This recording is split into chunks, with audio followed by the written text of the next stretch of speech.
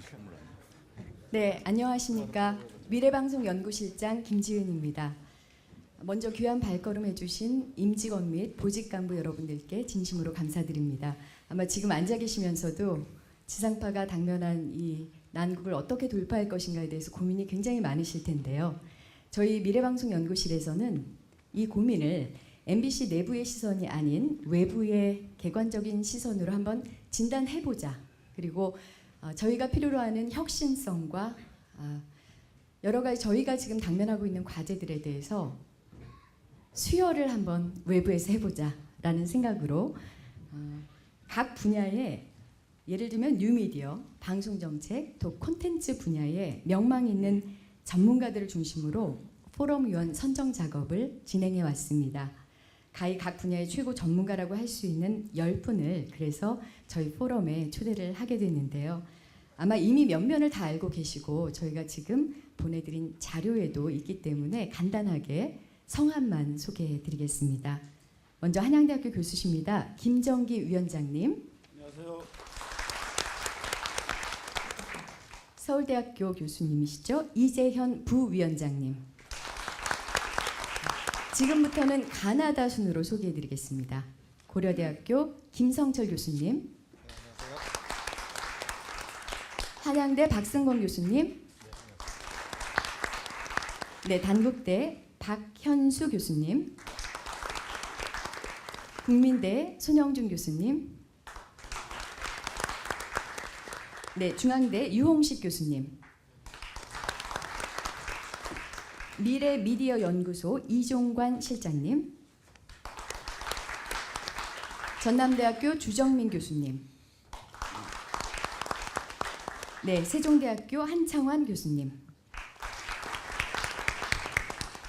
네, 저희 이 10분을 모시고 지난 9월 17일 권재용 부사장님께서 참석한 가운데 발족식을 갖고 오늘 드디어 제1차 미래방송 포럼을 개최하게 됐습니다. 오늘 포럼 주제는 요즘 아마 가장 많이 들어본 이슈실 거예요. 주파수 전쟁, UHD TV와 지상파의 과제입니다. 포럼은 발제 2분, 토론, 그리고 질의응답 이런 순서로 진행이 되겠고 약 1시간 40분 동안 진행될 예정입니다. 이후 포럼의 모든 진행은 김정기 위원장님께서 맡아주실 예정입니다. 여러분 큰 박수로 환영해 주시죠. 예, 여러분 안녕하십니까. 지금 소개받은 한대신방과의 김정기 교수입니다. 9월 17일 날 MBC 미래방송 포럼이 이제 발족을 했는데요. 지금 그 김지은 실장님께서 말씀하셨듯이 외부의 의견을 좀 인풋하자 그런 뜻이 있으신 것 같아요. 수혈이라고 말씀을 하셨는데 뭐 혈액형이 잘 맞을지 안 맞을지는 제가 잘 모르겠습니다만은 저희들이 발족 당시에 권 부사장님께서도 말씀을 하시고 같이 말씀을 나눴습니다만은 요즘에 그 어려운 뭐 대개 그 어려운 상황은 위기이자 기회라고 합니다만은 요즘은 기회 또는 기대보다는 위기의식이 참 많은 것 같아요. 방송 시장 또 방송 미디어 업계들이 처한 상황이 그런 것 같습니다. 제가 혈액형 얘기를 했습니다만은 어쨌든 저희들이 열정과 진정성을 가지고 좁게는 MBC, 넓게는 우리 한국의 지상파가 어떤 식으로 대처하고 어떤 식으로 미래의 방송을 진행해 가야 할 것인가에 관한 전략을 세우는데 저희들이 뭐 부족은 합니다만은 최선의 노력을 해야 되겠다는 그런 다짐을 한 달 전에 했다는 말씀 드리도록 하겠습니다. 난국은 뭐 여러 가지로 표현할 수 있겠습니다만은 디지털 시대를 맞아서 정보 생산, 가공, 유통, 소비, 이용에서의 총체적인 변화라고 생각합니다. 이런 변화는 저희들에게 무한한 이노베이션과 경쟁을 요구하고 있다고 생각을 합니다. 어떤 한 기업이 살고 또 죽고 이런 문제를 떠나서 좀 더 폭넓게 이런 난국에 대한 집단지성의 지혜를 모아야 되겠다 이런 생각을 해봅니다. 저희들 시간이 생각보다는 좀 짧게 되어 있어요. 2부에 또 저희들 1년 동안 진행할 어젠다 세팅에 그런 시간이 또 있기 때문에 제가 더 많은 말씀은 드리지 않도록 하겠습니다. 저희들 오늘 포럼의 진행은 두 분의 발제자를 모셨고요. 아마 여러분들 자료들을 갖고 계신지는 모르겠습니다만은 그 자료들이 대략 한 30분 이상의 슬라이드 분량을 가지고 있습니다. 그러나 이제 뭐 미리 제가 요청을 했는데요. 한 15분 정도로 줄여달라는 말씀을 드렸습니다. 사회자가 뭐 이때나 힘을 쓰지 언제 힘을 쓸 수 있겠습니까? 이유는 우리 그 객석에 계신 분들의 최소한 한 10여 분 이상의 뭐 정해진 시간은 아닙니다만은 말씀도 좀 듣고 꼭 뭐 해답을 드리는 것보다도 같이 토론하는 그런 시간이 꼭 필요하다고 생각을 해서 그런 식의 발제에 축약된 진행을 부탁드렸습니다.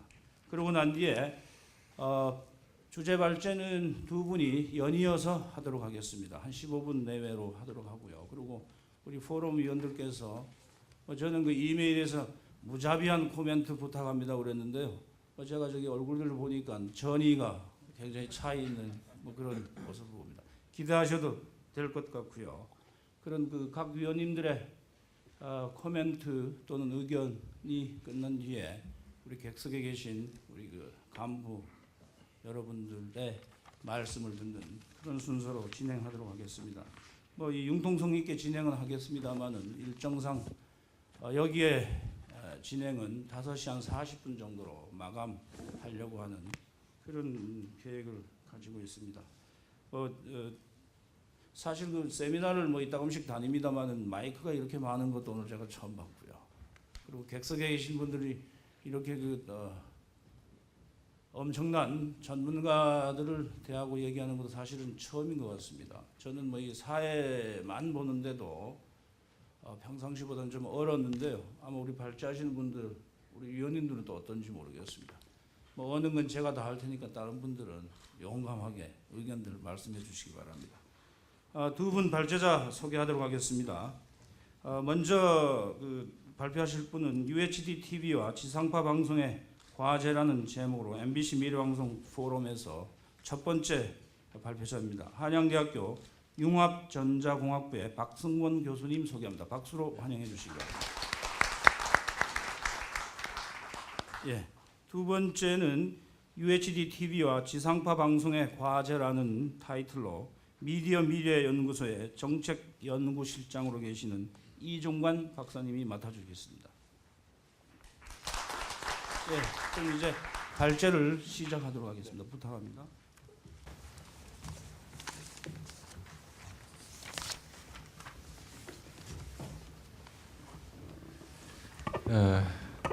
한양대학교 박승권 교수입니다. 제가 그냥 UHD TV에 대한 전체적인 얘기, 그다음에 UHD TV의 가장 핵심적인 사항이 압축인데 HBC라고 하는 압축 기술, 그다음에 UHD 기타 핵심 기술, 전송 매체에서 다른 매체에서 과연 어떤 일들이 벌어지고 있는지, 그다음에 다른 나라에서 또 UHD TV 서비스를 어떻게 하고 있는지, 그다음에 UHD TV의 현재 정부 정책, 주파수 분배 논란 쟁점, 토론 사항 이렇게 발표를 하겠습니다. 우리나라의 매체는 1957년도에 지상파로부터 시작해가지고 상당히 많은 발전을 굉장히 빠른 속도로 진행이 됐습니다. 그래서 지금 뭐 컬러 TV에서 시작해가지고 케이블 TV, 위성 방송, DMB, IPTV, 스마트 TV, 3D TV, 그다음에 UHD TV 이런 식으로 지금 가고 있습니다. 굉장히 빠른 속도로 가고 있고요. TV 진화도 이런 식으로 가고 있는데 TV가 이제 저희들이 관심을 가지고 봐야 될 것이 TV의 그 매출의 주도권을 누가 가지고 있느냐 이런 쪽을 좀 봐야 될 것 같은데 흑백은 미국의 RCA가 완전히 잡았고요. 그 다음에 일본의 트랜지스터 기술을 가지고 소니가 그 시장을 전 세계 시장에 아마 50%까지도 가져간 것 같은데 그 다음에 일본이 HD에서 실패를 하죠. 아날로그 HD로 가려다가 그 실패를 하는 바람에 삐끗했죠. 그 틈을 타서 우리나라가 들어갔는데 삼성전자와 LG전자가 지금까지 잘 나왔어요. 그래서 2014년도에 2, 4분기까지 거의 55%, 56%까지를 차지했습니다. 전 세계 시장, TV 시장의 100조 원 규모인데 거의 55%, 55조의 시장을 우리나라가 가져갔다. 우리나라 산업체가 가져갔다. 그렇게 보셔야 될 것 같고 그 다음에 UHD가 나오는데 UHD를 누가 가져갈 것이냐 여기에 대해서 굉장히 관심들을 가지고 있죠. 일본은 이거를 지금 HD를 뺏긴 거를 엄청나게 큰 실수로 생각을 하고 있고 UHD에서 다시 시장을 회복하겠다고 하는 그런 절치부심을 하고 있다 그렇게 보시면 될 것 같습니다. 그 다음에 제가 좀 넘어갈 때가 있습니다. 너무 시간이 없어서 그 디지털 방송 기능을 블락별로 보시면 서비스가 있고요. 서비스가 비디오, 오디오, 데이터, 애플리케이션 이런 식의 서비스를 제공하는 것이고 이거를 부호화를 거쳐서 전달을 하게 되는 겁니다. 그래서 다중화라고 하는 것은 이러한 부호화된 것을 모아서 뭐 100천이 됐던 뭐 200천이 됐던 이렇게 모아서 보내야 될 거고 그다음에 매체에 따라서 전송 방식이 달라지게 되겠죠. 그래서 여기서 부호화에서 상당히 많은 이슈가 있습니다. 예를 들자면은 그 압축, 데이터 압축, 오디오 압축, 데이터 압축 뭐 이런 전반적인 부호 압축에서 상당히 큰 이슈가 있습니다.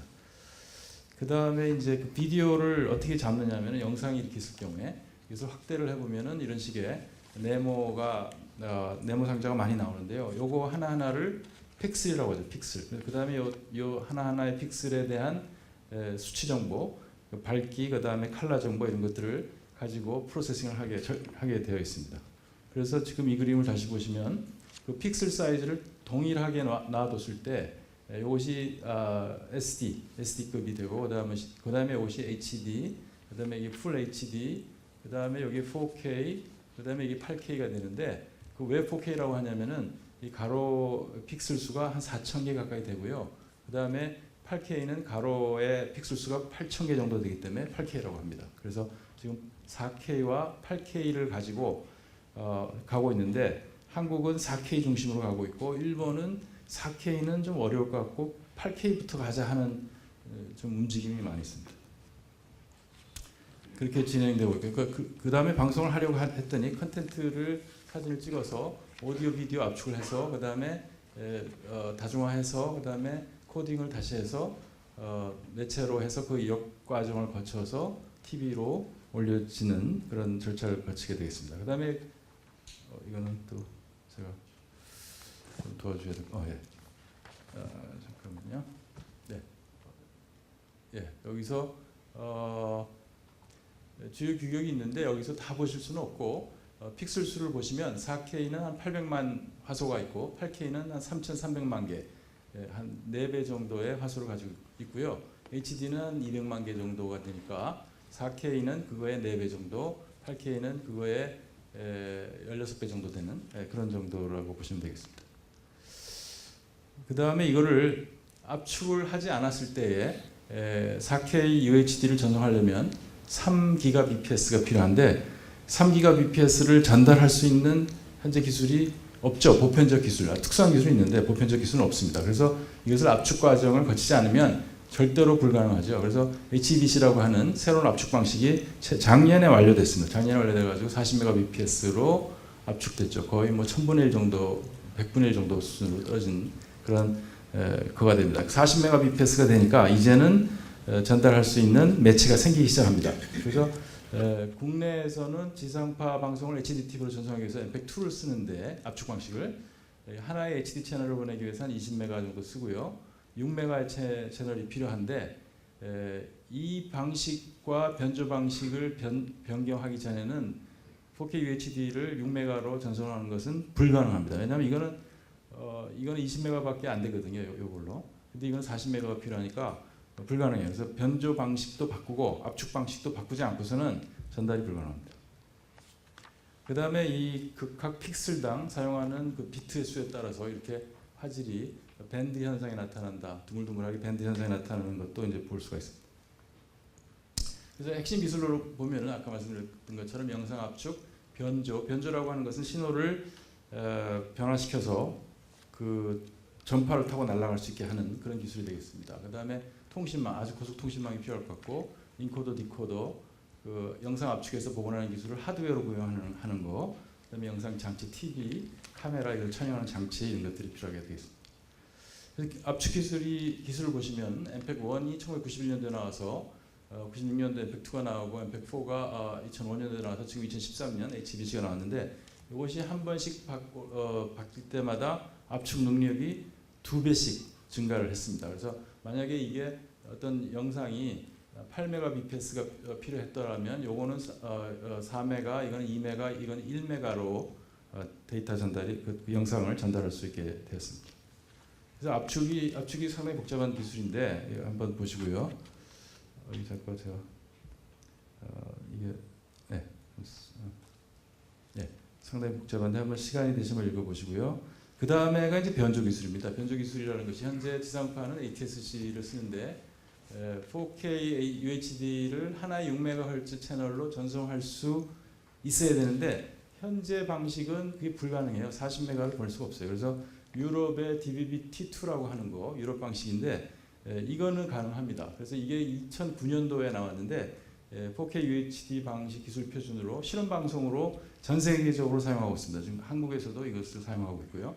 그 다음에 미국에서는 그럼 어떻게 하는가 봤더니 ATSC 3.0이라고 하는 걸 지금 개발하고 있는데 2016년도에 표준이 완료될 걸로 예측하고 있어요. 이게 이제 상당히 좀 우리나라 입장에서 봤을 때는 애로사항이 되는 거죠. 2009년도 기술을 쓸 거냐, 아니면 2016년도까지 기다렸다가 더 진보된 기술을 쓸 거냐. 이게 좀 애매한 상황이 되겠습니다.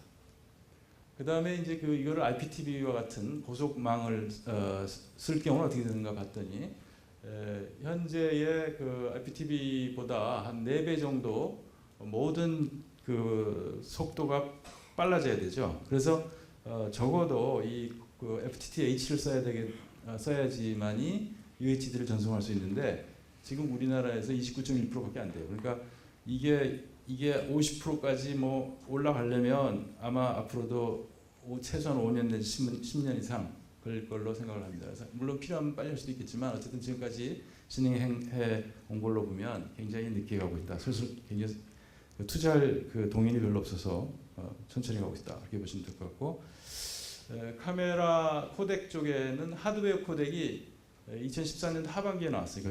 이제까지 전부 다 소프트웨어적으로 처리했거든요. 그래서 상당히 좀 늦다. 그래서 UHD 카메라는 올해부터 상당히 많이 나오기 시작했고요. 근데 핸드폰은 오히려 LG의 G3하고 갤럭시 5는 UHD TV 수준의 녹화 기능을 이미 가지고 있어요. 그 다음에 UHD TV 가격이 무지하게 빨리 떨어지고 있어요. 그러니까 저도 이걸 준비하면서 깜짝 놀랐는데 작년에만 해도 1,000만 원 이하는 없었습니다. 근데 올해 초만 해도 500만 원짜리 정도밖에 없었어요. 그러니까 500만 원 이하 중국제 정도밖에 없었는데 제가 이게 준비하면서 보니까 55인치짜리를 G마켓, 인터넷에서 G마켓에 두드려서 가봤더니 OLED UHD TV가 300만 원 정도면 살 수 있어요. 200만 원짜리도 있어요. 그러니까 이미 디지털 TV를 사는 사람은 UHD를 안 살 이유가 하나도 없어졌습니다. 전부 다 UHD TV를 살 수밖에 없는 상황이 됐어요. HD 샀다가 조금 있다 UHD 할 거다 그건 있을 수 없는 얘기이기 때문에 이미 새로 사는 TV는 다 UHD라고 보시면 될 것 같습니다. 그래서 내년쯤에는 200만 원 이하의 UHD TV가 나올 거다. 그래서 굉장히 보편적으로 팔릴 거다. 그렇게 보시면 될 것 같습니다. CES에서 나온 UHD TV는 뭐 지금 OLED가 너무 화려하게 예쁘게 나왔고요. 이렇게 밴더블 한 것도 나왔고 커브도 나왔고. 지상파 UHD는 4K UHD를 하려면 반드시 추가 대폭이 필요한데 그 이유는 현재 HD 방송 중단할 수가 없죠. 그러니까 반드시 필요하고 정부에다가 요청한 것은 700MHz 대역에서 54MHz를 요청했습니다. 700MHz 대역이라고 하는 것은 698에서 802까지인가요? 그러니까 1008이죠. 네, 1008MHz, 그러니까 108MHz를 달라고 지금 그 대역 내에서 달라는 거죠. 왜냐하면 그 대역이 괜찮으니까. 그래서 이게 54MHz 쓰는데 여러 가지 기술이 있습니다만은 지상파에서는 이 관련된 표준을 만들려고 하는데 TTA라고 하는 이제 국내 표준 하는 데서 하는데 이게 협회다 보니까 그 멤버의 표결권을 가지고 있어요. 근데 이제 통신사들이 한 200표 정도 가지고 있고요. 그 지상파 사업자들이 한 5표 정도 가지고 있어요. 그러니까 총 500표 정도 되는데 그 통신사업자가 200표 가지고 있고 그 관련된 업체들이 또 통신사에게 제품을 납품하는 업체들이 굉장히 많기 때문에 통신사들의 눈치를 볼 수밖에 없는 그런 구조로 돼 있어요. 그래서 이게 거의 부결이 안 됩니다. 이게 거의 부결이 안 되는데 표준이 밑에서 작업을 엄청나게 해서 표준 문서를 만들어서 올리면은 거의 부결이 안 되는데 얼마 전에 부결이 되버렸어요. 부결이 되면서 표준화가 이상하게 돼버렸죠. 올해 며칠 전에 한다 그러더니 아직 안 된 것 같아요. 아직 재표를 한 것 같지 않은데 오늘 하는지 모르겠습니다만. 그래서 뭐 예산 8조 정도의 투자가 필요할 것 같다. 예, 그래서 KBS는 이제 2015년까지 UHD 방송을 하겠다고 선언한 바가 있고요. 그다음에 2012년도에 UHD 실험 방송을 이런 식으로 DVB T2로 실행을 했고요. 네, 케이블은 대역폭이 많기 때문에 벌써 상용화 서비스를 2014년 4월부터 했고요. 상용 방송 시작했고요. IPTV도 2015년부터 하겠다 그랬고 위성도 하반기에 상용 서비스를 시작했습니다. 그런데 컨텐츠가 택도 없이 모자라죠. 지금 현재 아주 유치한 수준의 컨텐츠를 가지고 있고 일본, 미국, 유럽 이런 데서 지금 다 UHD를 하고 있는데 이제 실험적으로 하고 있고 주로 위성 쪽으로 시작하려는 경향이 많습니다. 그다음에 정부 정책은 굉장히 적극적이고 그다음에 UHD 방송 추진위원회도 만들었고 그다음에 53MHz를 분배를 해야 되는데 이게 참 쉽지 않을 것 같다.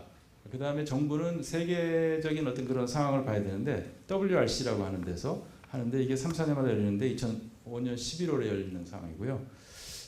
그래서 전파법상 주파수 분배를 통해서 연도제 정하고 할당 절차를 거쳐서 개별 전파국의 주파수를 지정하는 그런 상황이 되겠습니다. 관계도 플랜 얘기가 이제 가끔 나오는데 관계도 플랜은 지금 2.0인데요. 이게 2013년 12월에 나왔고요. 2012년 1월에 나왔던 플랜 1을 발표를 보완했는데 여기서 놀랄 만한 사실은 현재 이동통신사업자가 390MHz를 쓰고 있는데 2023년까지 1190을 더 주겠다는 거죠. 물론 그쪽 필요하다고 했으니까. 그래서 단계별로 추진하는 거가 돼서 지금 1단계, 2단계, 3단계로 됐고요. 얼마 전에 이제 700MHz 대역 중에 이 재난망 주파수가 며칠 전에 발표됐습니다. 그래서 통신 쪽에는 20MHz를 플랜 1에서 발표를 했고요. 그다음에 재난망을 추가로 했는데 이게 좀 어정쩡하죠, 이게. 그래서 미국은 재난망이 여기 있는데 이게 좀 이상하다 하는 그런 말들이 많이 나와 있고 이것 주고 저것 주고 하니까 남는 게 24MHz밖에 없어서 이게 UHD TV가 되겠느냐 그런 상황이 되겠습니다. 그래서 분배 논란이 많은데 지상파 방송사 같은 입장이 있기 때문에 통신사 입장에서 봤을 때는 향후 5기가 무선 데이터 서비스 제공을 위해서 1기가 주파수 대역이 확보가 필요하다. 이게 이제 1기가가 더 필요하니까 내놔라 이런 얘기고요. 그 다음에 이쪽에서 얘기가 이제 HD 지상파 방송 직접 수준이 10% 수준밖에 안 되는데 전파 활용도가 무선 데이터에 비해서 너무 낮은 거 아니냐. 국민들은 전부 다 쓰는데 이거는 너무 낮다. 뭐 이런 얘기가 돼서 국민복지에 데이터가 더 필요한 거 아니냐. 꼭 무선으로 해야 되느냐 이런 얘기고 정부 입장에서 봤을 때는 지금 UHD TV를 위한 대역 분배를 전 세계적으로 한 데가 없다는 거죠. 한국이 최초다 이거죠. 관계도 플랜은 벌써 2012년도에 발표했고 그걸 계획대로 추진하지 않을 수 없다 이런 상황이고 그다음에 케이블이나 혹은 다른 매체를 활용하면 안 되나 이런 얘기고요. 그렇지만 UHD TV가 전 세계에서 가장 빨리 활성화되기를 바라는 이중적인 상황이고 그다음에 53회가 분배해가지고 지상파가 10년 후에 돌려주겠다는데 과연 그게 될까 하는 그런 게 많고 그다음에 방송사는 주파수 사용료를 한 푼 내지 않는 데 비해서 통신사업자는 적어도 40MHz를 받으면은 한 2조 이상의 수입을 정부가 가질 수가 있는 거죠.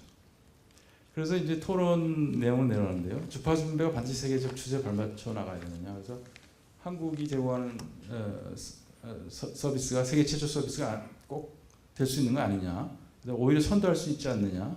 그래서 WRC 2015년 11월에 열리는데 아마 엄청난 얘기들이 많이 나올 것 같고요. 그 다음에 광대역 데이터 서비스, 모바일 데이터 서비스가 UHD TV보다 국가 및 발전 및 국민 복지에 도움이 되겠느냐 보면은 지금 이게 같은 2007년도의 자료에 보면 세계 방송 시장이 3,700불 정도고요. 반도체가 2,900불이어서 이거 만만치 않다. 그 다음에 문화 콘텐츠 사업이 신성장 동력이라고 현 정부에서도 말씀을 했기 때문에 그 다음에 이 통사의 고속 서비스 주축이 모바일 비디오 서비스 같거든요.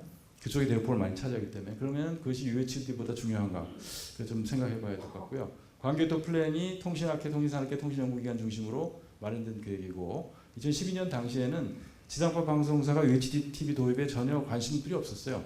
2012년도에 그때 겨우 이제 디지털 완료가 됐기 때문에 또 UHD를 하란 말이냐, 정신 나갔구나, 이런 식의 얘기를 많이 들었거든요. 근데 지금 상황이 완전히 바뀌어가지고 그 당시에 나와 있었던 계획이 상당히 현재로는 안 맞다, 그렇게 보이고요. 2023년입니다. 이게 총 주파수가 이통사에 배정하는 게 이제 1190인데 방송사는 그러면 전혀 줄 계획이 없어요. 이게 좀 균형적이지가 않지 않느냐, 이제 그런 시각이 있고요. 그 다음에 이제 다른 매체를 통하면 어떠냐? 그러면 지상파의 법적 영무 한계가 벗어나 버리니까 이건 얘기할 수가 없는 거고.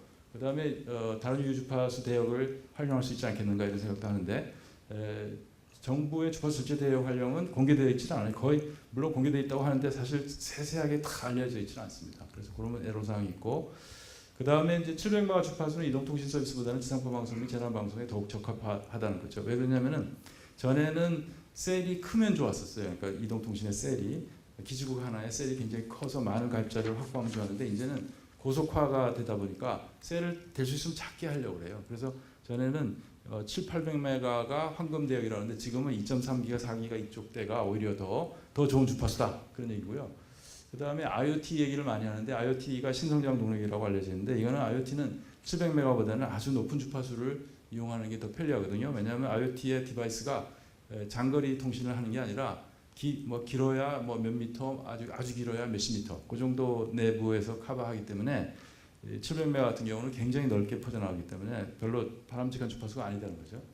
그래서 이제 마지막으로 지상파 방송사업자가 UHD-TV 서비스를 정하지 않고 UHD-TV가 국내 보편적으로 정착할 수 있겠는가, 거의 불가능하다고 보입니다. 왜냐하면 현재 어떠한 유료 방송 사업자도 콘텐츠에 투자를 하고 있지는 않기 때문에 이거는 지상파 방송 사업자가 UHD-TV를 어떻게든지 추진을 해야 되겠다, 그렇게 생각합니다. 이상으로 제 발표를 마치겠습니다.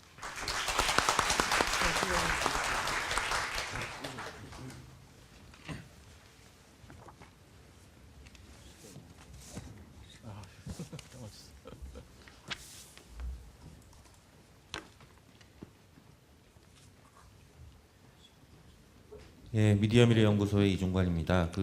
앞에서 박승건 교수님께서 중요한 부분 잘 정리를 하셨기 때문에 시간 관계상 일부 중복되는 부분도 있을 수 있는데요. 그 부분은 갑자기 넘어가면서 이렇게 얘기를 드리도록 하겠습니다. 그리고 제가 조금 예민했습니다. 이거 발제를 할 때. 왜냐하면은 제가 지금 현재 700 주파수 활용 연구반 위원으로 들어가 있어서 제가 이 얘기를 공식성상에서 하는 게 옳은가 그런가 이제 좀 고민을 하다가, 그래도 제가 갖고 있는 소신이 있기 때문에 이 부분에 대해서 이제 말씀을 좀 드리는 걸로 하고요. 이건 어디까지나 제 사견임을 전제로 하겠습니다.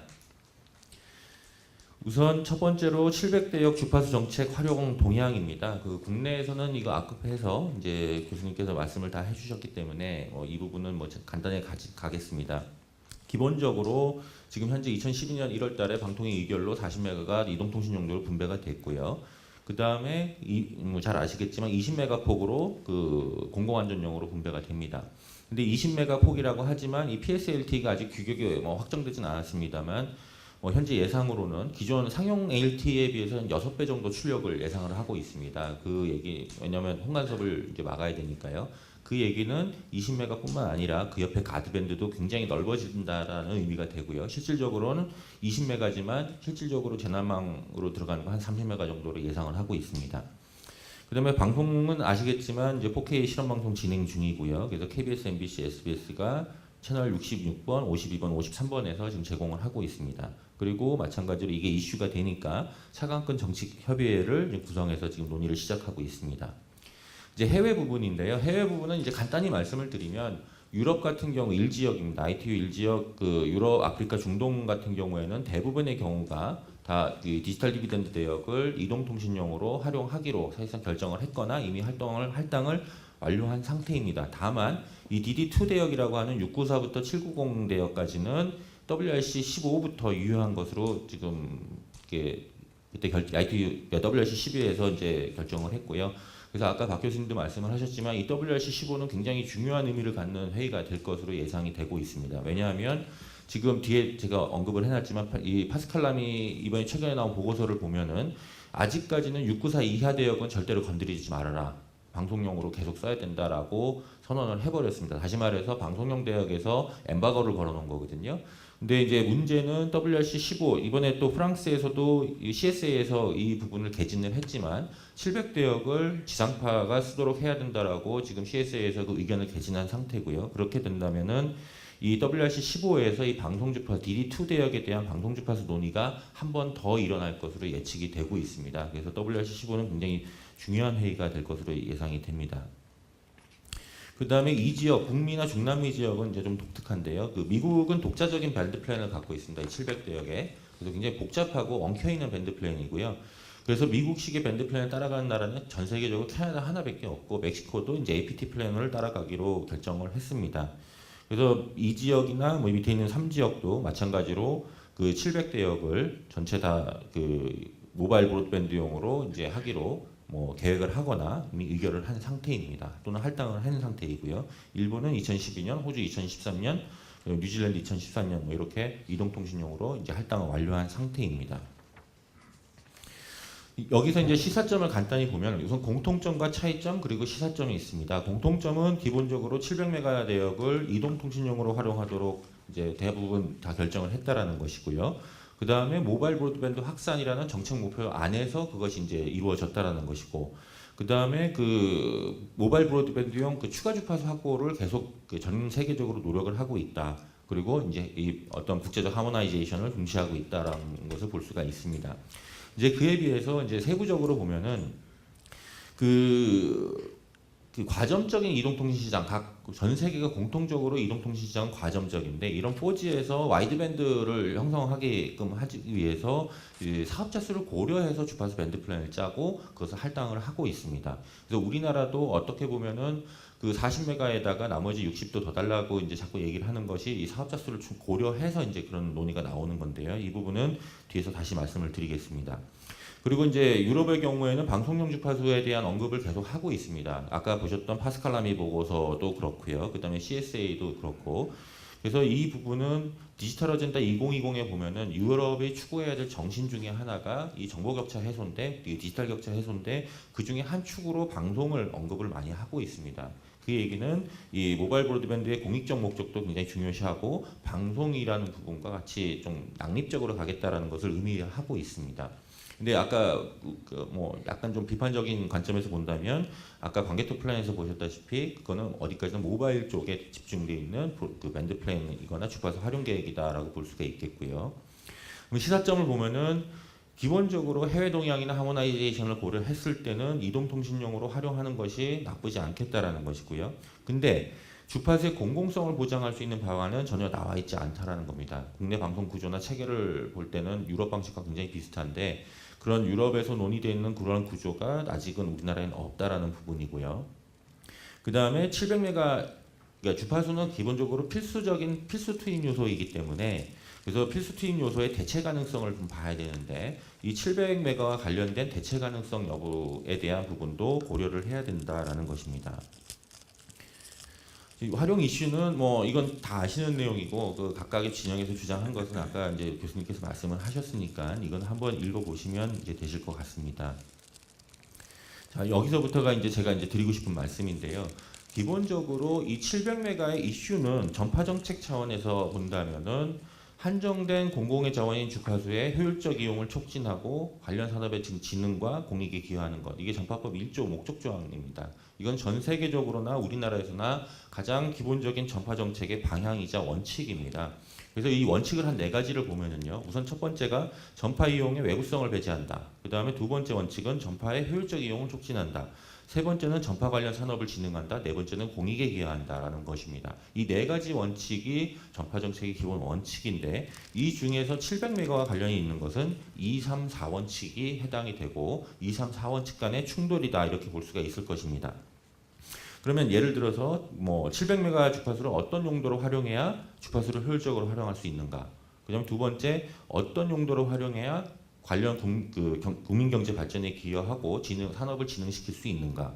그다음에 세 번째는 공공의 자산을 어떻게 활용해야 공익 증진에 기여할 수 있는가? 이 3가지에 대해서 답을 내릴 수 있어야 그 전파 정책이 효과적이고 잘 만들어졌다 이렇게 답을 할 수가 있을 것입니다. 그러면 우선 첫 번째 강론으로 들어가서 이용 효율성 이슈입니다. 우선 전파 자원의 효율성이라는 것은 기본적으로 물리적 효율성과 기술적 효율성, 경제적 효율성으로 이제 구분이 됩니다. 근데 700이 갖는 특징은 기본적으로 물리적 효율성이 굉장히 우수한 대역입니다. 그 회절성이라든지 커버리지도 넓고 건물 투과성도 우수하고, 그래서 이 부분은 궁극적으로 경제적 효율성과 연결이 됩니다. 그러니까 예를 들어서 통신 같은 경우에는 700메가 주파수를 이용을 하면은 기지국 포설 비용이 감소한다, 뭐 이런 식의 주장을 하고 있는데요. 근데 저는 뭐 개인적으로 연구반에서도 그랬지만 이 동의는 받아들이지 않습니다. 왜냐하면 우리나라의 기지국들은 이미 다 포설이 돼 있고 콜로케이션 방식으로 다 쓰고 있기 때문에 700을 쓴다고 해서 그 셀 커버리지가 넓어지는 게 아닙니다. 이미 기본적으로 다 셀들이 완료가 됐기 때문에. 이제 여하튼간에 그래서 700을 보통 어떤 백업망이나 엣지망 정도로 이제 보통 활용을 하게 이제 되는데요. 그 다음에 그 또 두 번째 통신 쪽에서 이 효율성 기준으로 본다면은 700하고 8900, 그다음에 1.8, 2.6GHz, 뭐 지금 2.1도 전환이 됐습니다.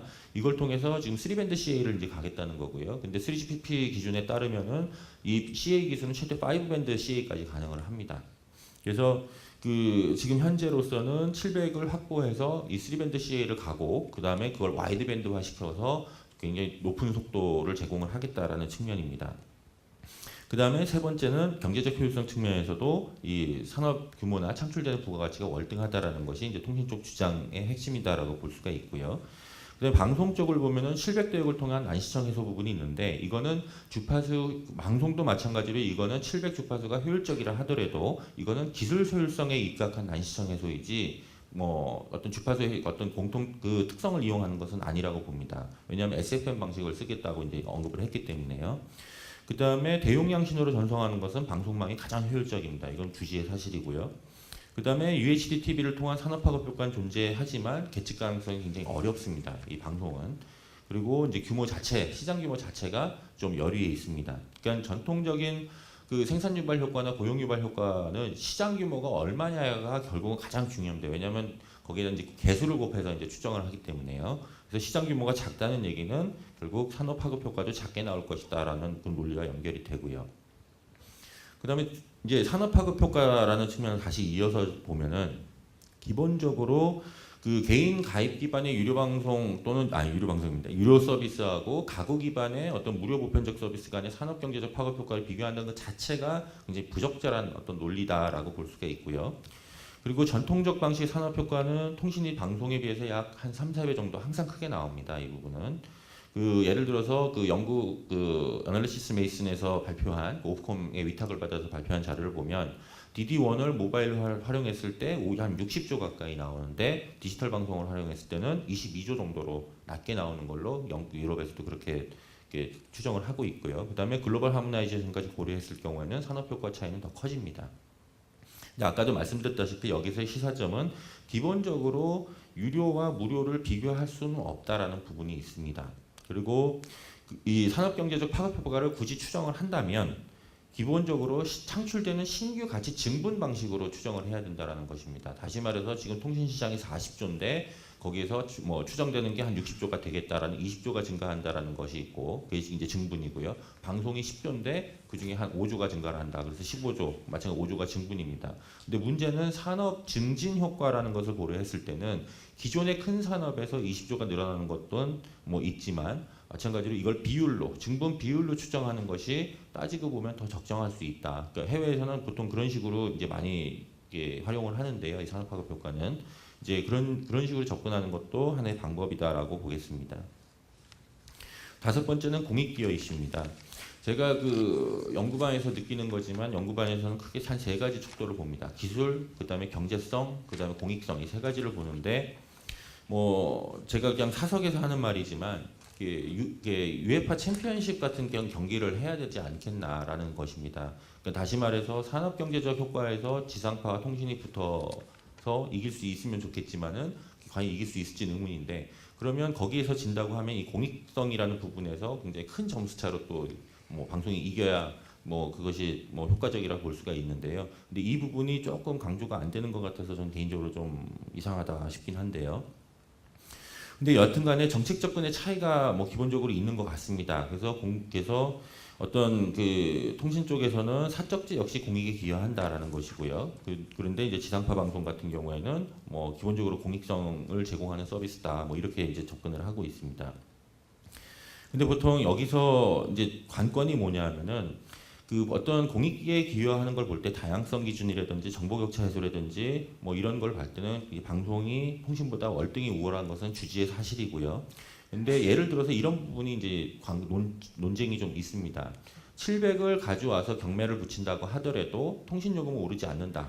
그에 비해서 전송 속도는 올라가니까 오히려 그것이 소비자 후생을 증진시킨다라는 그런 주장이 있고요. 이제 그에 비해서 지상파 같은 경우에는 어떤 서비스 품질, 그러니까 UHD로 해서 서비스 품질이 좋아지는 문제이지 뭐 그 서비스 자체가 뭐 이게 마이그레이션 된 거냐 뭐 이런 식의 또 비판도 존재를 합니다. 근데 뭐 일부 판단할 때는 일부 뭐 통신시장에서 그렇게 얘기를 하지만 기본적으로 경제적 보편성의 문제는 요금 수준의 문제이지 인상되느냐 여부는 아니라고 저는 봅니다. 그래서 이런 부분도 조금 아쉬운 부분이고요. 그 다음에 지리적 보편성 같은 경우도 마찬가지고, 그 다음에 정보 격차 측면에서도 이 부분은 당연히 방송이 월등히 우월할 것이라고 보고 있습니다.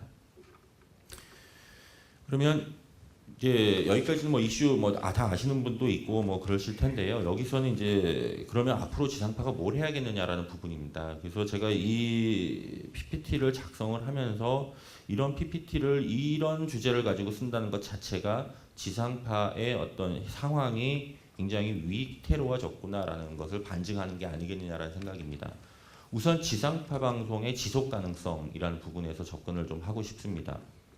이 지속 가능성이라는 것은 이제 최근 UN MDG 보고서도 마찬가지지만은 이 어떤 서스테이너빌리티는 전 세계의 어떤 글로벌 어젠다인데요. 마찬가지로 지상파도 과연 앞으로 지상파가 지속 가능하겠느냐라는 부분에 대한 뭐 질문입니다.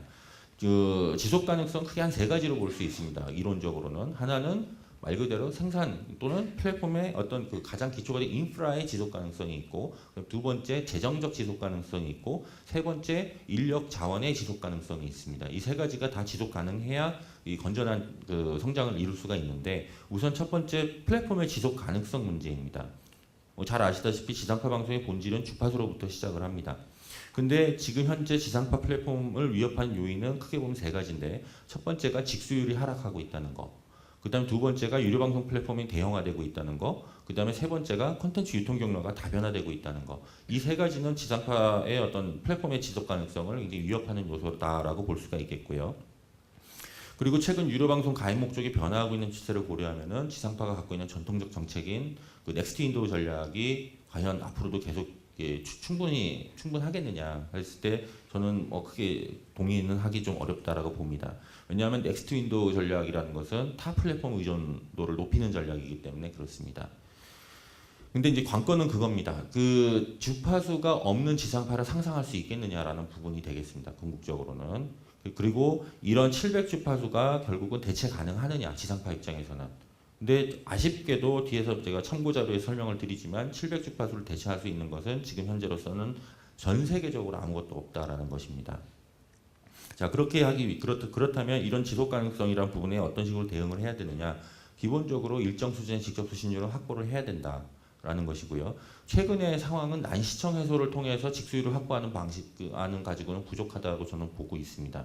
그러면 결국은 그때는 어떤 이 지상파 자체의 라인업을 구성을 하고 있어야 된다. 그러니까 마치 애플이나 뭐 그런 사업자들이 하는 행동처럼 일종의 시청자를 포획하는 이제 그런 구조를 갖고 있어야 되는데, HD와 UHD 그리고 MMS를 포괄하는 라인업을 지상파에서 갖고 있어야지만 이 플랫폼 자체의 지속 가능성이 있다라고 저는 봅니다. 근데 지금 현재로서는 UHD와 MMS가 불투명한 상황입니다. 그 다음에 또 두 번째가 지상파 주파수의 어떤 필수성이나 유일성이 반드시 필요합니다. 그러니까 다시 말해서 라미 보고서에서 주장하는 것처럼 지상파 주파수가 없어졌을 때 어떤 그 사회에서 발생하는 비효용 또는 비효율성이라는 것은 상상하기도 힘들다라는 것입니다. 그러니까 뭐 이건 참고 자료인데요. 여기 보시는 바와 같이 지금 방통위 발표 자료에 따르면은 직수율이 6.8% 정도까지 떨어져 있습니다. 물론 이 통계 조사 방식에서 약간 오류가 있습니다. 왜냐하면 방통위 이 직수율 통계 조사는 전체 TV 수신 가구 중에서 유료 방송 가입자를 뺀 나머지를 그 직수 세대라고 이렇게 간주를 하고 있기 때문에 그렇습니다. 그러니까 예를 들어서 거실 TV는 유료 방송을 보지만 그 침실 안방에서의 TV를 직수하고 있는 경우에는 직수 세대로 편입이 되지 않습니다. 그러니까 그런 좀 문제가 있지만 여하튼간에 직수율이 낮아지고 있다라는 것은 뭐 현실이고요. 그 다음에 유료 방송 서비스 이용 이유를 보시면 과거와 많이 달라졌습니다. 그러니까 1등이 역전이 되는데요. 과거에는 항상 1등으로 나오는 게 지상파 채널을 보기 위해서 유료 방송 플랫폼에 가입을 한다였습니다. 근데 최근에는 이게 작년에 역전이 되는데 다양한 채널과 콘텐츠를 보기 위해서 유료 방송에 가입한다가 최초로 역전을 했습니다. 이 이야기는 결국은 이용자들의 시청 행태가 굉장히 달라지고 있다라는 의미고요. 그렇기 때문에 어떤 지상파 플랫폼 그 자체에 굉장히 위협을 준다라고 볼 수가 있습니다. 그다음에 그 아까 유일성과 대체 불가능성인데 이 부분은 이게 참고하시면 됩니다. 지금 현재 우리나라가 이 저주파수 대역, 그러니까 VHF 대역을 어떤 식으로 쓰고 있는지를 이제 분배표를 정리를 한 거고요. 그래서 이 부분은 해외에서는 또 어떤 식으로 쓰고 있나를 정리를 한 겁니다. 이제 그랬을 때 시사점은 뭐냐면은 국내 주파수 대역이나 해외의 주파수 대역을 봤을 때는 지상파가 요청하는 54메가 폭을 수용할 수 있는 주파수는 700대역밖에 없다라는 겁니다. 그리고 또 현재 보급되는 TV 수신, 그러니까 튜너나 안테나 같은 경우 860 이하 대역에서만 작동이 가능하도록 되어 있습니다. 그 주파수를 수신할 수 있도록 되어 있습니다. 그 얘기는 만약에 UHD를 저 상위단으로 올릴 경우에는 지상파가 아니라는 겁니다. 그때는 지상파가 그 어떤 무료 보편적 서비스가 아니라 이건 셋탑과 수신 장비를 별도로 설치해야 되고 사회적 비용도 어마어마하게 클 것이다라는 것이고요. 그리고 또 960부터 1.2기가 대역은 항공 업무용으로 주로 쓰고 있기 때문에 이 대역은 건드릴 수가 없는 대역입니다. 그래서 이런 경우를 봤을 때는 700대역이 사실상 지상파에게 돌아갈 수 있는 유일한 대역이다라는 것이고요. 한편 통신 같은 경우에는 2.1하고 2.3하고 2.6이 지금 차선책으로 대안이 있습니다. 물론 일부에서는 2.1기가 대역 같은 경우에는 좀 일본 소프트뱅크하고 혼간섭이 발생한다. 그때 2.6기가 대역도 일본 엔스타 위성 서비스하고 혼간섭이 발생한다라고 얘기를 하고 있지만 이 부분은 이미 2011년부터 그때 이제 방통위였죠. 방통위와 일본 총무성이 그 MOU를 맺고 이 부분은 조정을 하고 있습니다. 그리고 또 최근에 2.1기가 40메가 폭을 용도 전환을 해줬습니다. 4기가에서 3G에서 그 LTE로 사용할 수 있도록 용도 전환을 해줬습니다. 그것 때문에 국감에서 좀 이슈가 있었는데 이런 사례에서도 보듯이 기존 주파수를 리파밍할 수 있다라는 것입니다. 통신이 갖고 있는 장점 중에 하나가. 근데 이 방송의 경우는 기존 주파수를 리파밍한다는 얘기는 기존에 송출하고 있던 방송을 스위치 오프한다는 얘기가 똑같습니다. 그래서 이 부분은 리파밍 부분은 이제 바로 달리 접근해야 되는 필요가 있다라는 것이고요. 그 다음에 이제 지상파의 경제적 지속 가능성입니다. 경제적 지속 가능성은 뭐 당연한 얘기입니다. 당연히 재원 구조가 안정적이 되어야지만 어떤 성장이 지속 가능하다는 얘기고요. 근데 지상파 방송의 특징이 활동성과 성장성 지표는 굉장히 취약한 반면에 안정성 지표는 굉장히 양호합니다. MBC 같은 경우도 부채 비율이 51% 정도가 나오고 있습니다. 우리나라 전 산업의 부채 비율이 140%입니다. 평균적으로. 근데 방송은 굉장히 100% 이하로 많이 되어 있습니다. 그거는 좋게 말하면은 재무 구조가 안정적이지만 시니컬하게 얘기한다면은 그만큼 방송 사업자들이 투자를 안 했다는 의미가 됩니다. 근데 여하튼 간에 이런 경제적 지속 가능성을 담보하기 위해서는 규제 개선이 필요한데 왜냐하면은 지상파 방송은 고강도 규제를 받고 있기 때문에 아까도 말씀드린 것처럼 투자가 지체된 상태에서 강력한 규제가 적용이 되게 되면 규제 우회의 유인이 증가하든가 아니면 항상 규제를 풀어달라는 다시 말해서 정책 의존적인 성장을 할 수밖에 없게 됩니다. 그러니까 지금 현재 광고제도 논란도 마찬가지 그런 연장선상에서 볼 수가 있을 것이고요. 근데 이제 문제는 그렇습니다. 지상파 방송의 발전은 결국 저 개인적인 다른 분도 다 비슷하지만 이거는 전체적인 방송 산업 정책 틀에서 봐야 될 필요가 있다라는 겁니다. 우리나라 방송이 그만큼 특수하다는 얘기고요. 이거는 예를 들어서 오른쪽에 있는 거는 그냥 참고하시면 되는데 이 부분입니다. 전체 산업 틀에서 지상파 방송의 재정적 지속 가능성이 방송 산업 관점에서 왜 중요한가라는 부분입니다. 제가 최근에 연구하고 있는 부분이 이런 부분인데요. 우선 첫 번째 지상파 방송을 중심으로 놓고 우리나라 방송 산업 매핑을 하게 되면은 이런 식으로의 어떤 구조를 간단하게 그릴 수가 있습니다. 우선 지상파 방송의 기여도를 좀 보면은 지상파 방송이 방송 광고 쪽에 기여하는 것은 공급 지장 효과가 3조 3천억 정도 나옵니다. 공급 지장 효과가 뭐냐면은 만약에 지상파 방송 광고가 없다라고 했을 때 광고주들은 마케팅 효과를 위해서 별도의 비용을 지불을 해야 됩니다. 그러니까 이런 것은 이제 공급 지장 효과라고 하는데요. 그러니까 만약에 우리나라에 전기가 없으면 피해액이 얼마냐 이런 거를 추정하는 방식입니다. 3조 3천억 정도가 나옵니다. 다시 말해서 이 이야기는 지상파가 적어도 다른 광고주, 제조업이나 일반 산업에 3조 3천억 정도의 비용 효율성을 증진시킨다라는 측면이고요. 그 다음에 지상파 방송의 총 외주 제작비가 4,750억입니다. 우리나라 전체 외주 제작 시장의 60%를 차지하고 있고요.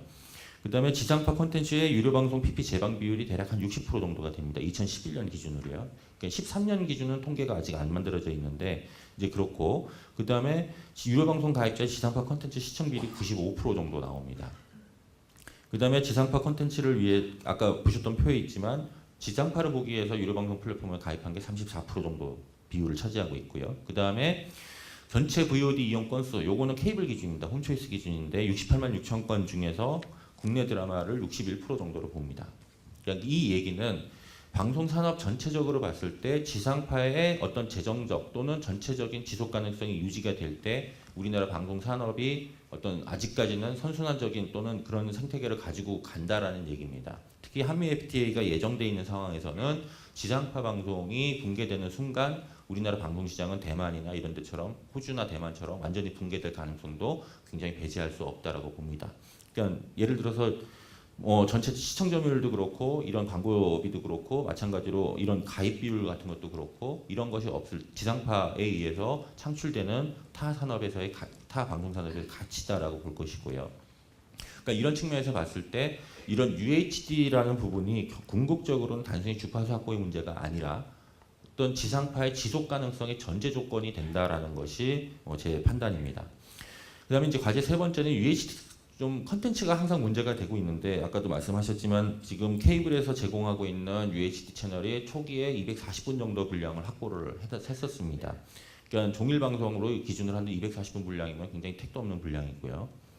근데 UHD 컨텐츠는 기본적으로 방송 사업자에게 비용도 굉장히 많이 부담을 주지만 또한 새로운 기회도 주는데 저는 개인적으로 UHD 컨텐츠 특성에 맞는 컨텐츠 제작 형태로 바뀌어야 되는 것이 맞지 않겠나라는 생각입니다. 그러니까 과거에는 어떤 기존의 TV는 그냥 여기 읽어 보시는 대로 그렇게 나오지만은 UHD TV는 기본적으로 시야각을 넘어가는 그런 경험을 제공을 합니다. 이제 그런 특성에 입각하는 그 컨텐츠 제작이 이루어져야 될 것 같고요. 그러니까 다시 말해서 동일한 컨텐츠를 보더라도 UHD 환경에서는 사람들의 시청 경험이 각기가 다르게 나타날 가능성이 굉장히 높다라는 얘기고 이제 그러면은 그 화면 상에서의 새로운 어떤 부가적인 SIC든 SIS 방식이든 이런 형태로 이제 부가적인 서비스를 제공할 기회가 마찬가지로 많아진다라는 것이 첫째고요. 그다음에 두 번째로는 이런 불용 컨텐츠 문제.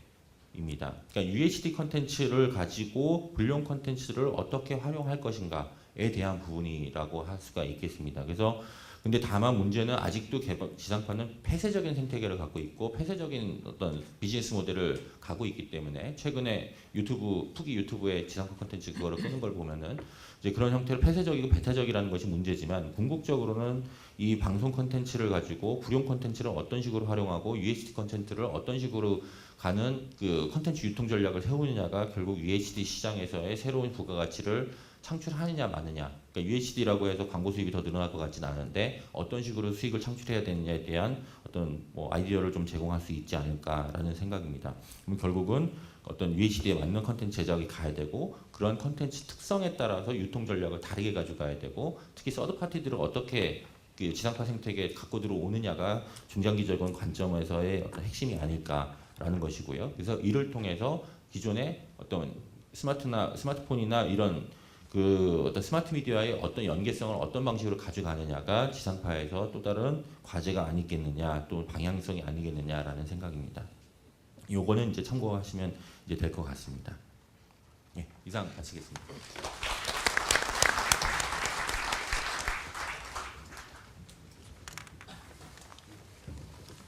예, 두 분 발제자님 수고하셨고요. 요즘 핫한 이슈에 관해서 아주 다양한 측면에서 많은 점들을 짚어주신 것 같습니다.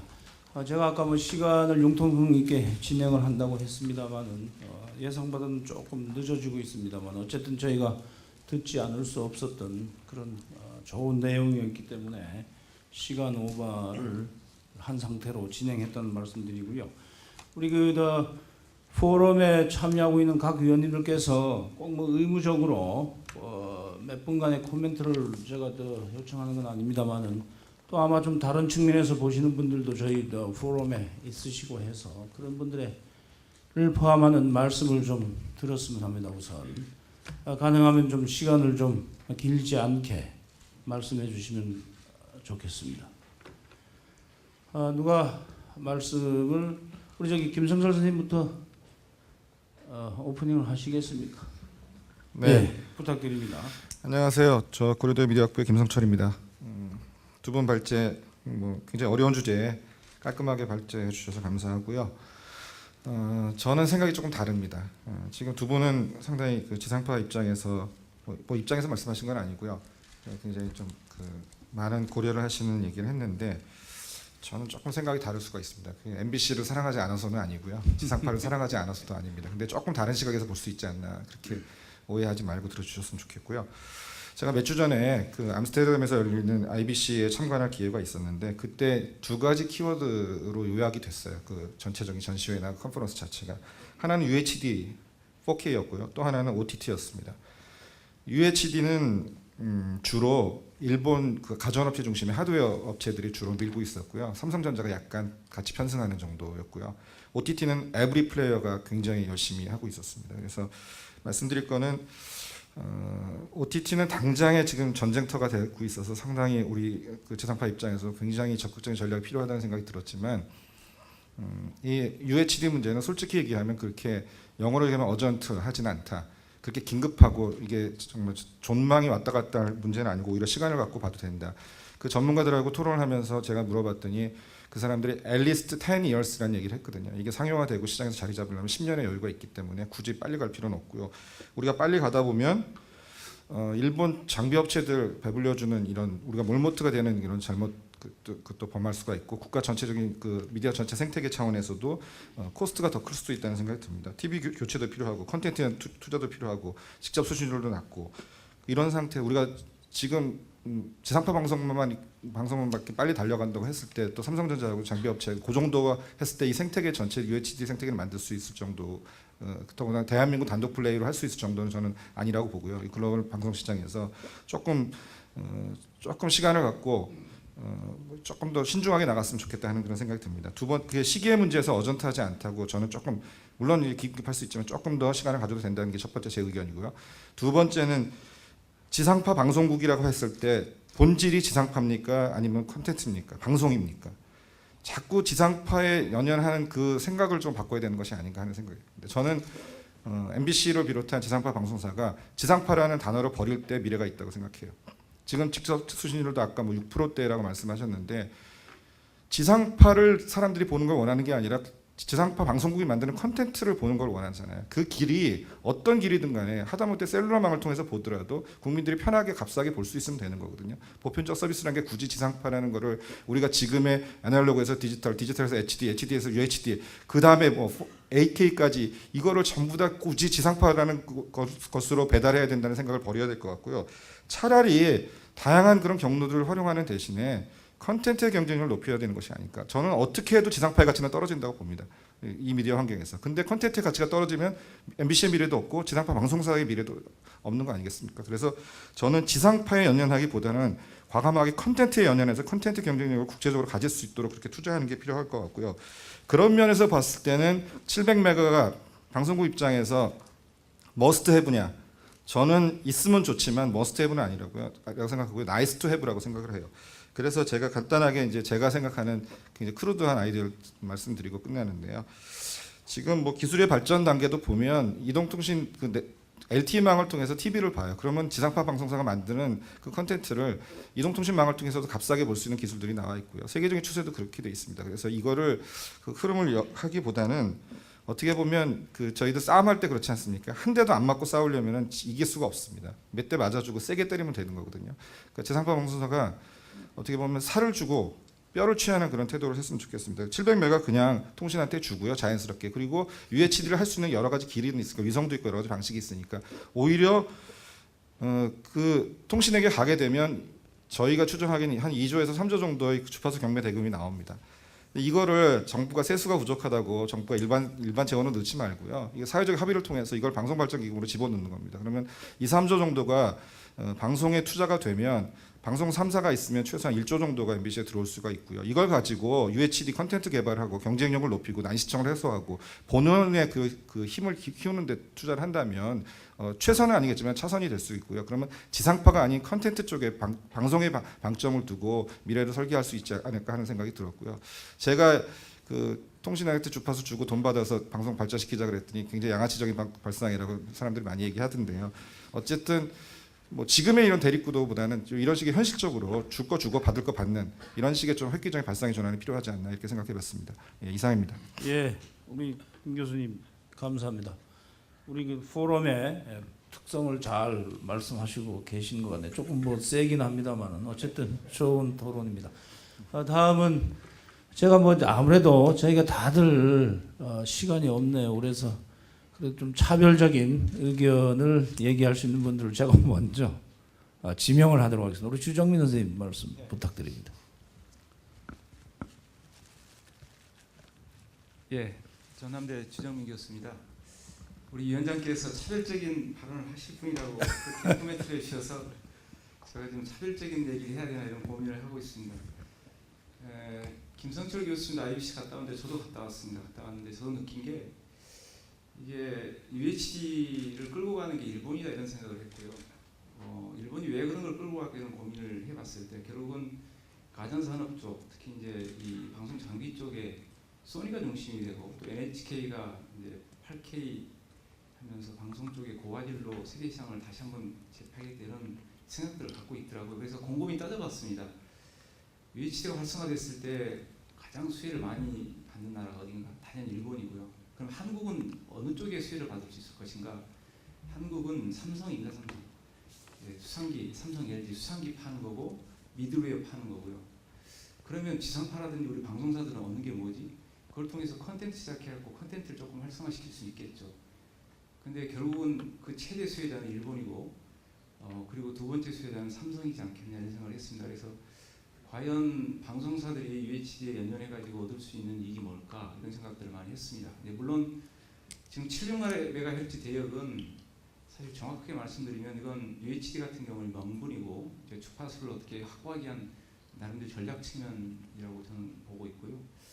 그런 관점에서 이제 좀 아쉬운 건 저도 이제 똑같이 신문방송학과 교수고 방송 쪽에 종사를 하고 있기 때문에 지금 700MHz를 둘러싸고 있는 논의되고 있는 논란은 재밌는 논란입니다. 이게 과거 우리가 지상파와 유료방송 간의 논란, 영역 다툼 이런 것도 아니고요.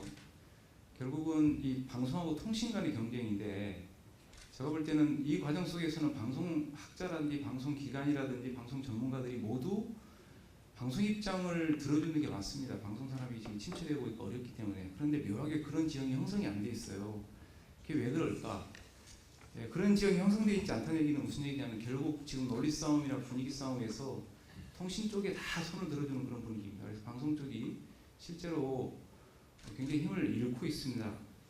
그 이유는 뭐냐면 정확하게 말씀드리면 사실은 이 두 가지 측면입니다. 하나는 통신 쪽에서 얘기하는 다양한 얘기들은 굉장히 현실에 직면하고 있는 그런 문제고 현실적인 문제고 국민들의 표에 와닿고 눈에 보이는 가시적인 성과가 보이는 그런 논리들입니다. 그래서 통신 쪽에서는 주라고 주장도 하지 않습니다. 이 방송 쪽처럼 무슨 세미나를 막 열어가지고 필요성 주장하고 그러지도 않고요. 그렇지만 정부나 정책 전문가들이 다 통신 쪽에 손을 들어주고 있거든요. 그런 것들이 작용하고 있고 반대로 방송 쪽에서 주장하는 우리 지금 얘기하잖아요. 난시청 해소, 무슨 보편적 서비스, FM, UHD 이런 얘기는 굉장히 먼 미래 얘기고 이건 국민 편익보다는 국민의 어떤 여러 가지 정보통신 서비스의 활성화라는 이용 편리성 측면보다는 방송사 쪽 입장 이익만 되는 게 아니라 이런 인식들이 있습니다. 그러다 보니까 방송 쪽의 학자, 정책 전문가, 관료 이런 모든 사람들이 사실 방송 쪽에 대해서 그렇게 긍정적인 생각을 갖고 있지 않습니다.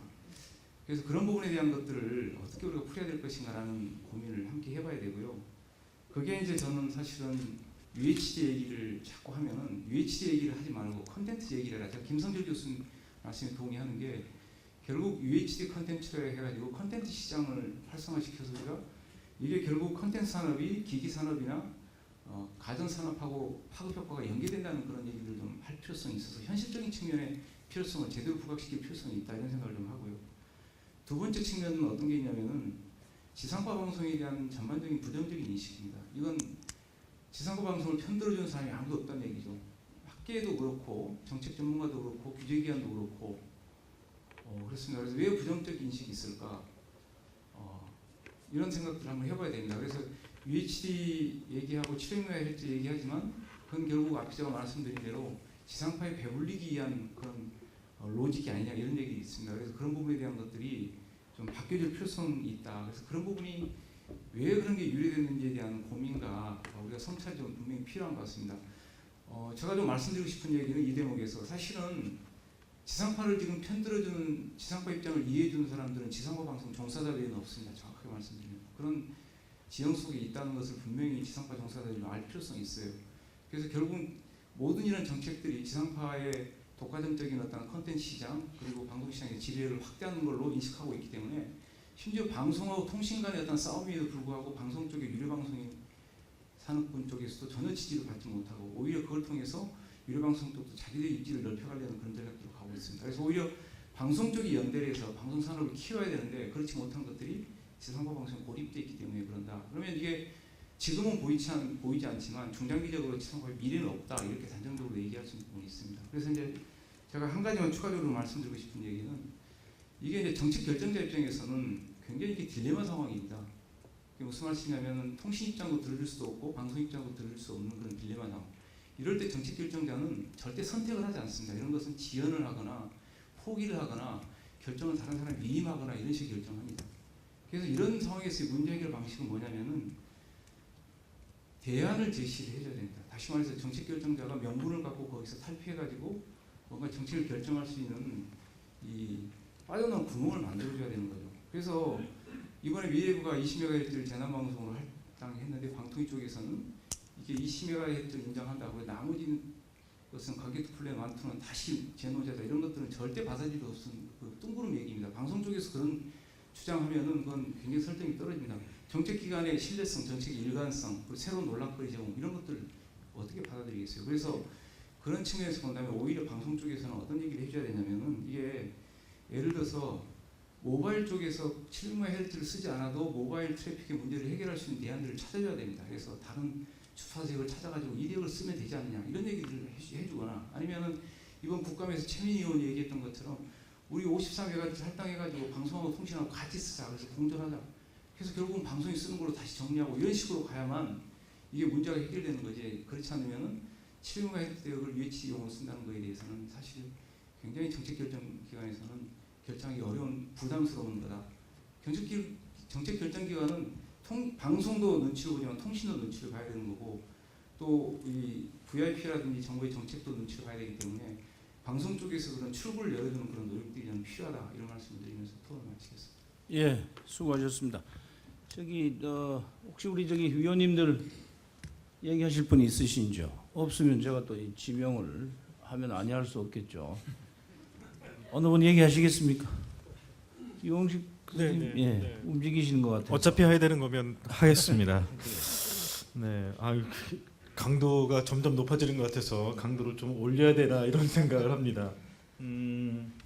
뭐 잘 살고 있는 뭐 지상파를 이렇게 마치 죽을 것처럼 얘기하는 걸 보니까 뭔가 오긴 오는 것 같습니다.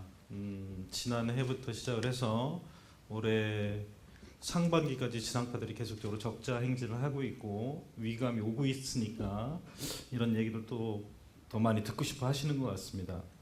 근데 이런 생각을 좀 해봤습니다. 지상파가 지금처럼 앞으로도 살 것 같아요. 살아갈 것 같고 근데 고만고만 살아갈 것 같다는 생각을 합니다. 그래서 우스갯소리로 이런 얘기를 한 적이 있습니다.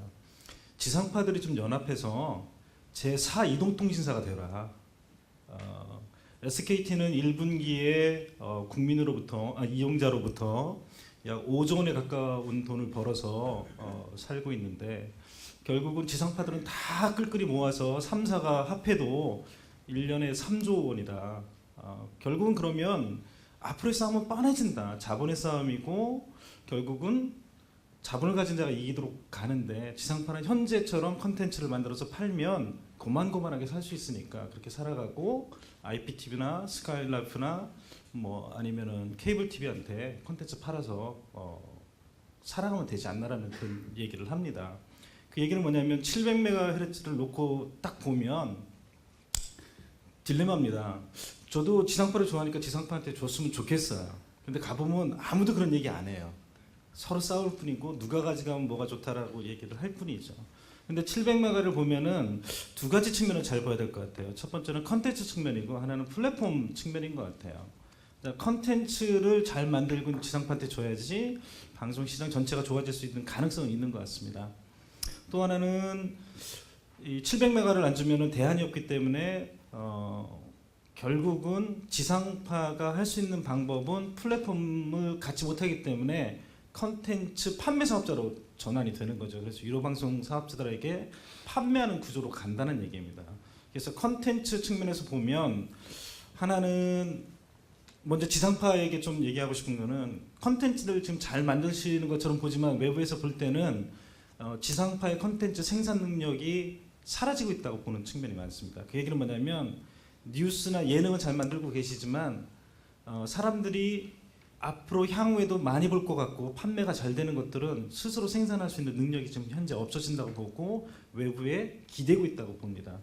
현재는 힘이 있기 때문에 그거를 만들어낼 수는 있지만 향후에 또 다른 큰 자본들이 들어오면 컨텐츠를 만들 수 있는 능력이 없는 지상파는 고립될 가능성이 높다고 보는 측면도 있습니다. 그 다음에 플랫폼 측면에서 보면 일종의 공급업자처럼 변할 수 있다는 거죠. 700을 못 가져가면. 그런 측면에서는 700이 지상파한테 갔으면 좋겠는데 지상파한테 가면은 정부로서는 아무 이득이 없다는 겁니다.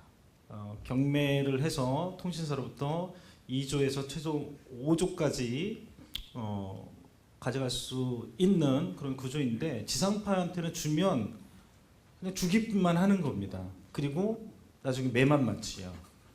결국은 이런 측면을 봤을 때는 지상파가 꼭 필요한 것 같은데 만약에 없다면 어떠해야 될지도 고민을 하실 상황이라는 겁니다. 어떻게 없으면 살아갈지에 대해서도 고민을 하실 측면이 필요하다는 겁니다. 유료방송 사업자들과 어떻게 공세의 관계를 만들어가고 컨텐츠를 판매해서 더 수익을 많이 올려가야 될지 그런 고민을 해야 되는 겁니다. 그리고 또 UHD를 투자를 해서 이것만 좀 말씀드리겠습니다. UHD를 해서 지상파가 얻는 이익이 뭔지를 좀 따져보실 필요가 있습니다. 지상파 연합 3사가 얘기한 국민행복 700 플랜을 보면 향후 10년간 7조에서 8조 원을 투자한다고 하시고 있습니다. 그리고 나서 벌어들이는 수익을 보면 한류 콘텐츠를 통해서 10년간 향후에 2.2조를 번다라고 얘기를 하고 있습니다. 투자를 많이 하는데 뭔가 물론 이제 매출액이 따로 콘텐츠 있기 때문에 가져오는 목은 있겠죠. 그러나 실제적으로 현재 상태에서 투자한 금액에 비해서 훨씬 더 많은 이익을 보고 있는 거죠. 안 볼 가능성이 높다라는 것입니다. 근데 어차피 UHD가 지금 결정될 수가 없다면 아까 주정민 교수님처럼 결국은 퇴로를 함께 열 수 있는 방법도 생각을 해보셔야 되고 아니면 장비가 훨씬 더 싸질 수 있을 때까지 지연을 시키는 방법도 하나의 방법이라고 보였습니다. 네, 이상입니다. 예, 수고하셨습니다. 이재현 선생님도 뭐 메모를 많이 하시고 계신데 예, 부탁드릴게요. 그 패러다임 전환이 오고 있다. 방송에서 그런 얘기들을 이제 많이 하는데요. 그 700MHz하고 UHD TV를 결합시켜서 논의하는 것, 이렇게 문제 제기를 이렇게 하는 것에 대해서 다시 한번 생각해 볼 필요가 있는 것 같아요. 바꿔 얘기하면 700MHz 대역이 없으면 UHD TV 방송을 못한다 이렇게 되어 있는 거죠. 사실은 그것에 대해서 근본적으로 생각을 해봐야 되겠다 하는 겁니다. 궁극적으로 그 미디어 기술 발전 등의 측면에서 궁극적으로 고화질 방송은 궁극적으로 실현될 겁니다. 대역과 상관없이 매체와 상관없이 어떤 식으로든. 그런데 마치 그 대역 전송 대역이 없다면 할 수 없는 것처럼 그런 식으로 논의를 이끌어가고 있고 방송사에도 그렇게 생각하고 있는 것 자체가 문제가 될 수 있다 하는 겁니다.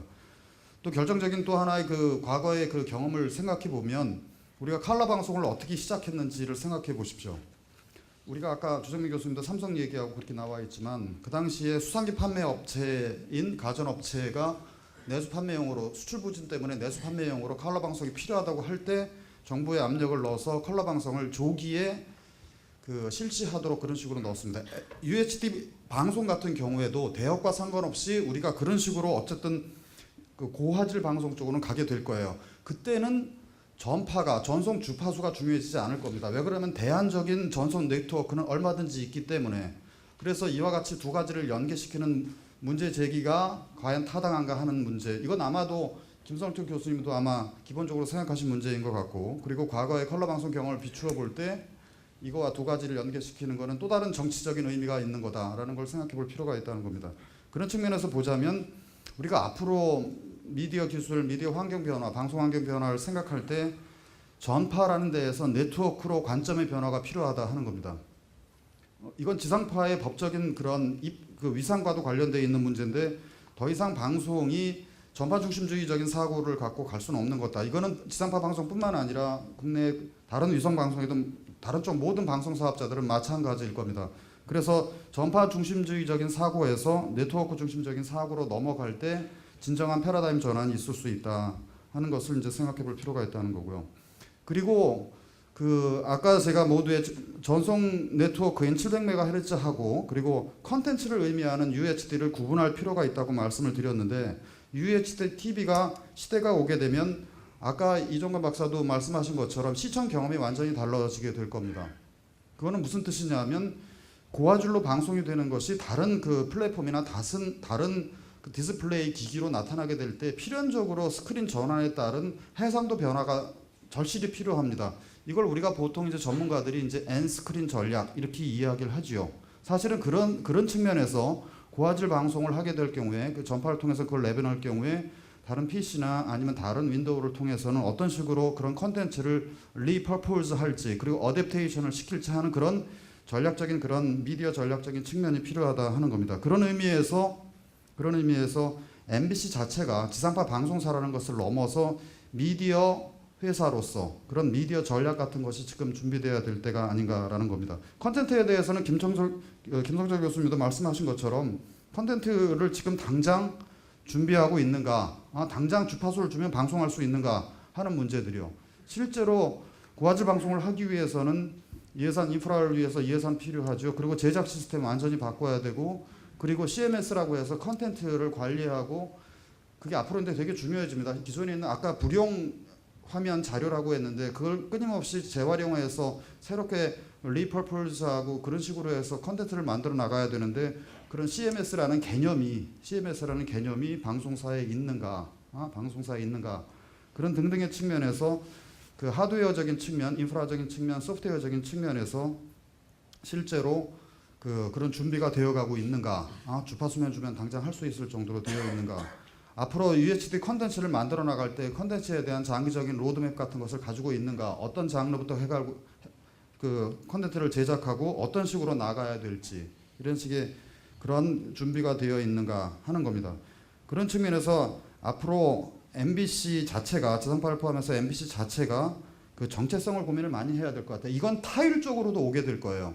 그리고 법적인 위상 그리고 방송사에서 미디어 회사로의 전환 필요성 이런 식의 정체성에 대한 고민이 나타나지 않으면 그리고 미디어 이론 측면에서 보면 과거의 상징 조작 장치라고 불리우던 방송에서 이제 리얼리티 매니플레이터라는 현실 조작 장치로 이제 바뀐다는 걸 의미하는 거거든요. 고화질 방송은 이런 측면에서의 미디어 전략들에 대한 고민들 이런 준비가 될 때 사실은 그 한정적인 재원인 주파수를 어떻게 활용할지 아니면 다른 네트워크를 통해서 그걸 대안적인 방향을 모색할지 이런 측면들이 나올 수 있다는 거죠. 그래서 너무 극단적으로 생각할 필요는 없고 대외적으로는 당연히 700MHz를 확보하려고 노력을 해야 되지만 대내적으로는 그 고화질 방송이라는 방송 컨텐츠 본연의 측면에서의 그런 고민들이 필요하고 내부적으로 인프라 확보, 컨텐츠 전략, 그리고 제작 시스템 개선, CMS 시스템 도입, 그리고 그 아까 말씀드린 N스크린 전략 이런 것들이 탄탄하게 만들어질 때 플랫폼을 지금 갖고 있지 못한 현실적으로 지금 사실상 플랫폼을 갖고 있지 못한 MBC에서도 그 선택의 여지가 많아질 거다 하는 겁니다. 그래서 700MHz에 그 연계된 그런 논의는 좀 극복할 필요가 있다는 겁니다. 지금 그런 생각이 듭니다. 말씀 감사합니다. 잠깐 우리 그 두 분 발제한 분께 뭐 꼭 뭐 제 설명 이런 건 아니더라도요 말씀들 좀 들으셨는데 뭐 짧게 말씀해 주시면 좋겠습니다. 네, 좋은 말씀 많이 들었고요. 근데 이제 그 해외 사례를 자꾸 얘기하다 보면요, 뭐 전에 우리 전 방통위원장님도 미국 가서 FCC 위원장을 만났더니 UHD 하나도 생각 안 한다. 그렇게 미국에서는 생각 안 한다. 그렇게 얘기를 했었거든요. 지금 뭐 IBC에 갔더니 해외에서는 UHD 관심이 없더라. 이제 그런 말씀하시는데, 근데 그거는 그럴 수밖에 없어요. 왜냐하면 해외에서 UHD TV의 그 장비에 대해서 관심 있는 나라가 없어요. 장비에 대한 관심 있는 나라는 지금 한국하고 일본밖에 없어요. 중국하고 한중일밖에 없습니다. 제가 이제 그 ITUT 그 국제 표준화 기구에서도 일을 하고 있는데 거기서도 얘기를 해보면 지금 일본에서 이제 케이블 UHD 셋탑박스 표준화를 국제화하자 이런 얘기를 지난번에 했었어요. 그래서 한국에서는 이미 시작했다. 4월에 깜짝 놀래요. 오, 혹시 실험 방송 아니냐? 그 커머셜 방송이다. 그런 말씀을 제가 드렸는데 어쨌든 전 세계적으로 그 UHD 방송에 대해서는 장비가 빠져 있기 때문에 관심이 없어요. 그래서 우리나라는 그 어쨌든 큰 산업이죠. 그러니까 50조라는 것이 우리나라 전체 예산 1년 예산이 한 400조 되는데 그 중에 50조면 8분의 1이거든요. 그러니까 우리나라는 UHD TV가 뭐 컨텐츠를 다 떠나서 국가적인 관점에서 봤을 때 반드시 활성화돼야 되고 지금 현재의 마켓 셰어를 유지를 하든가 늘리든가 그렇게 해야 될 것 같거든요. 그래서 IBC에 갔더니 뭐 거기는 관심이 없더라 이런 얘기는 좀 안 맞는 것 같아요. 그런 얘기가 좀 있고 그 다음에 지금 그 4K UHD가 이제 국내에서 시작이 되면은 전 세계적으로 봤을 때는 이 컨텐츠를 전 세계적으로 리드를 할 수 있어요. 그럼 중국도 그렇고 뭐 일본도 그렇고 그다음에 미국도 그렇고 전부 다 UHD를 하려고 하는 시점이거든요. 그래서 아까 이제 장비 가격 말씀하셨는데 장비 가격은 제가 말씀드렸던 것처럼 앞에 발제드렸던 것처럼 굉장히 많이 떨어졌어요. 이미 뭐 200만 원, 300만 원 아마 내년이면 아마 150만 원짜리 나올지도 모르겠는데 그래서 아까 새로 TV를 사는 사람은 무조건 UHD를 산다.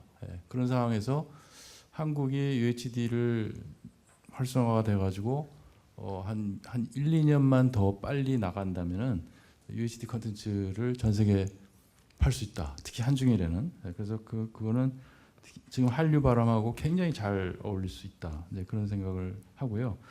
그 다음에 이제 광개토 그 플랜 1이 만들어질 때가 2012년인데 그때는 정말 지상파 방송사가요 그 UHD 관심 없었어요. 제가 그 MBC 그쪽하고도 얘기를 그때 우연히 뭐 사견이겠지만은 아니 그거를 지금 디지털 이제 완료해가지고 한지 얼마 됐다고 또 UHD 하라고 그러냐? 정부가 지금 정신 있느냐 없느냐?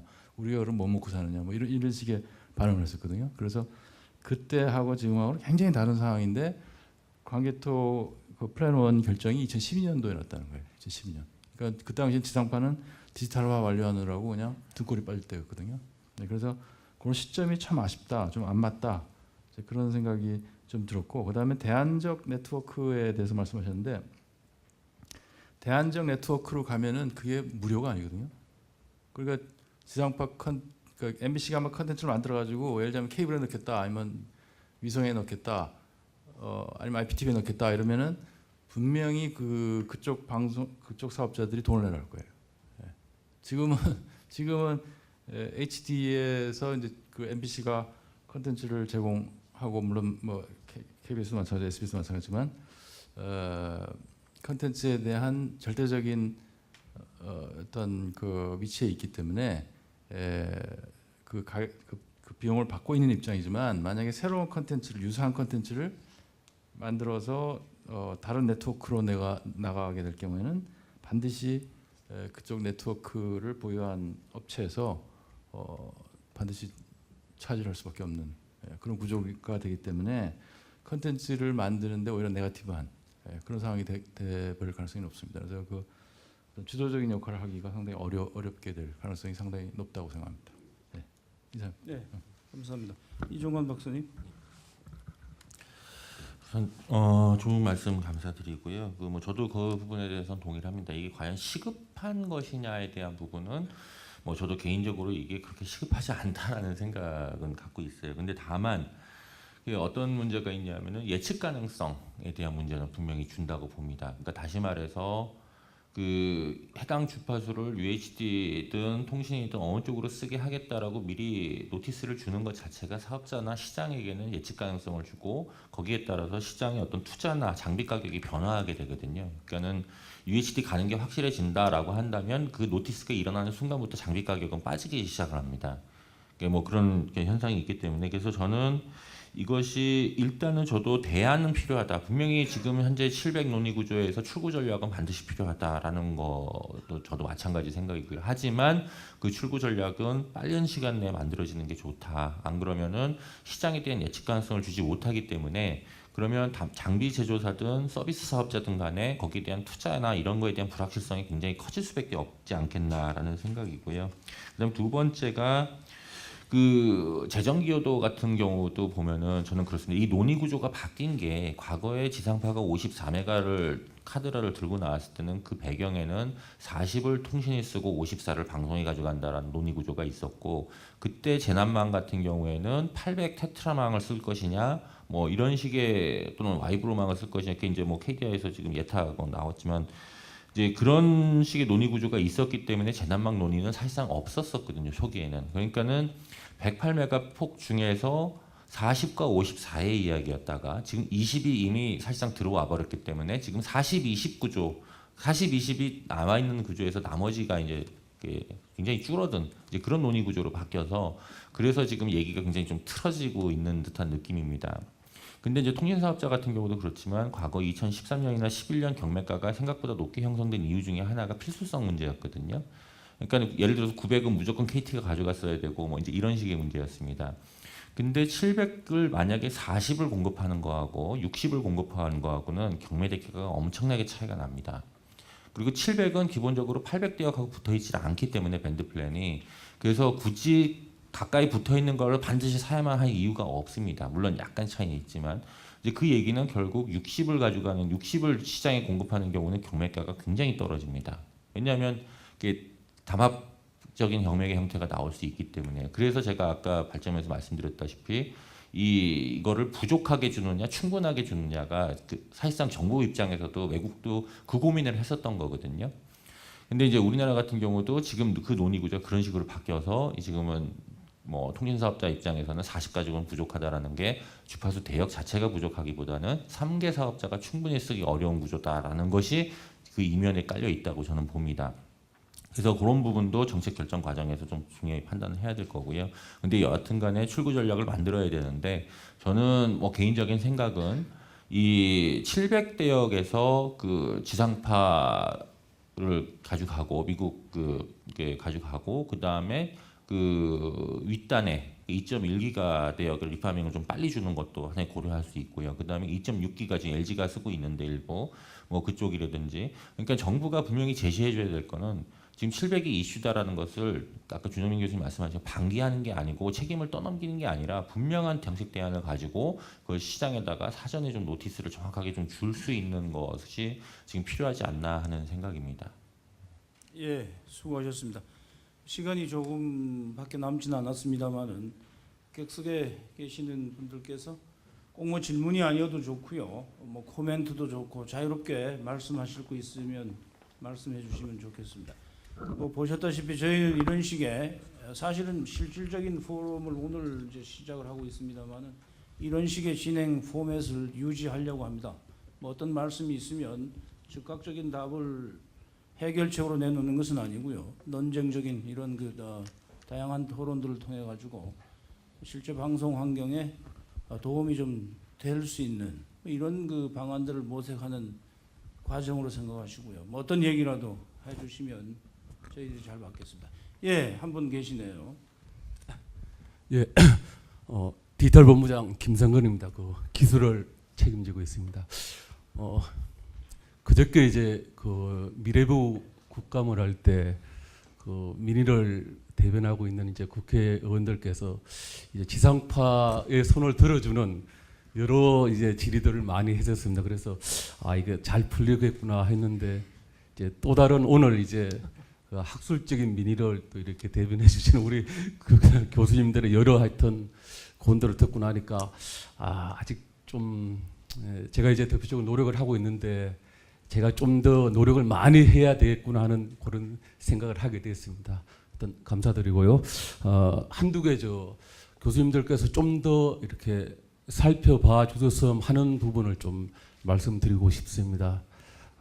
아까 이제 여러 교수님들께서 지적해 주신 지금 이제 UHD를 하게 되면 일본 뭐 장비 산업 업체만 좋은 일 시키는 게 아닌가 그런 걱정들 조금 좀 덜하셔도 되지 않느냐는 생각이 듭니다. 왜냐하면 이제 저희가 저 MBC 같은 경우에도 한 3천억 정도 장비 투자를 하게 되는데 그 대부분의 투자는 어떠냐면 저희가 2001년도에 디지털 이제 방송을 시작했습니다. 그래서 초기에 이제 도입한 장비들이 이제 교체기에 지금 접어들었습니다. 그래서 장비 교체를 할 때 HD로 할 거 이제 UD로 새로 한다는 것뿐입니다. 참고로 저희가 이제 지금 현재 UHD 카메라를 도입하게 되면 HD하고 가격 차이가 전혀 없습니다. 그래서 그 부분 조금 이해를 해 주십사라는 말씀을 드리고요. 또 하나 이제 살펴봐 주셨으면 하는 게 아까도 이제 여러 교수님들께서 말씀을 해주셨는데 저희는 700 이외에 대안은 없습니다. 대안은 없고요. 아까 이종환 교수님도 뭐 지속 가능한 그런 부분도 말씀하셨는데 저희 어떤 지상파 같은 경우는 미래에 700이 아니면은 발전한 가능성이 없습니다. 근데 이제 통신은 아까 뭐 1기가 이상을 주파수로 추가 배정을 하니까 충분히 다른 대안이 있을 수가 있고요. 또 1기가 이상에서 통신에게 어느 정도 예정된 40은 아무 의미가 없는 숫자인 거죠. 또 하나 살펴봐 줬으면 하는 게 그 모바일 관계도 플랜이 수립될 때 그때 이제 주파수 수요의 근거가 되었던 여러 전제들이 조금은 이제 달라지고 있는 거죠. 뭐 예를 들면 이제 그 인구 증가율 요 부분도 굉장히 이제 인구 증가율이 지금 정체되고 있어요. 그러면 그 모바일 수요가 굉장히 지금 데이터 트래픽이 또 줄어들 거고요. 또 하나 뭐 스마트 보급률 이미 굉장히 예측보다 많이 보급됐습니다. 그러면 추가적인 어떤 트래픽 수요는 더 줄어드는 거죠. 그 부분 좀 살펴봐 주셨으면 그렇게 부탁을 드리겠습니다. 예, 감사드립니다. 네, 감사합니다. 뒤에 한 분 계셨던 것 같은데요. 예, 말씀하시겠습니까? 저는 아나운서국장 신동호입니다. 저는 제 개인적인 의견을 개진하려는 게 아니고 오늘 첫 포럼이고 저희 방송사 입장에서는 굉장히 중요한 이슈인데 이 참여하신 발제자 교수님이라든가 다른 분의 토론을 잘 들었습니다만 아직 의견을 못 들은 분이 계셔서 짧게 한 1, 2분씩이라도 말씀 안 하신 분들의 의견을 좀 들었으면 하는 바람에서 마이크를 들었습니다. 제가 진행을 한 것 같아서 죄송스럽습니다. 아니 뭐 제가 그 텔레비전에서 자주 뵀습니다만은 제가 굉장히 무능하다 그런 말씀을 하고 계시는 것 같은데 제가 사실은 뭐 저도 굉장히 융통성 있게 진행은 합니다만은 우리 김준 실장님이 굉장히 까탈스럽더라고요. 저도 처음 만났습니다 지난달에 얼굴하고는 좀 다르시더라고요. 그래서 40분까지 남으면 일이 있는 모양입니다. 녹화나 이런 것들에 관련돼서 그래서 제가 직권으로 우리 신동호 선생님께서 하신 말씀은 제 식으로 처리하도록 하겠습니다. 딱 한 분만 말씀 짧게 부탁합니다. 손영민 선생님. 네네. 국민대학교 손영준입니다. 저는 잘 모르는 분야입니다. 모르는 분야여서. 근데 이런 느낌은 듭니다. 그 모순이라는 단어가 있지 않습니까? 창과 방패가 있으면 이 창은 세상의 모든 방패를 뚫을 수 있다.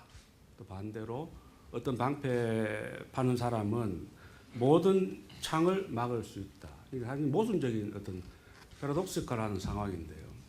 지금 이제 논의의 흐름이 주로 MBC라는 회사의 논의입니다. 그죠? MBC가 앞으로 마켓에서 어떻게 서바이브 할 것이냐, 어떤 기술적인 어떤 방안을 어떻게 대처해서 어떻게 프로핏을 만들어서 조직을 유지할 것이냐, 이런 논의인 것 같습니다. 근데 좀 놓치고 있는 부분이 또 있을 수 있지 않는가. 다들 훌륭하신 분들이시니까 다들 이해하고 계시겠습니다만, 그냥 혹시 노파심에 하나 이런 부분을 좀 짚어보겠습니다.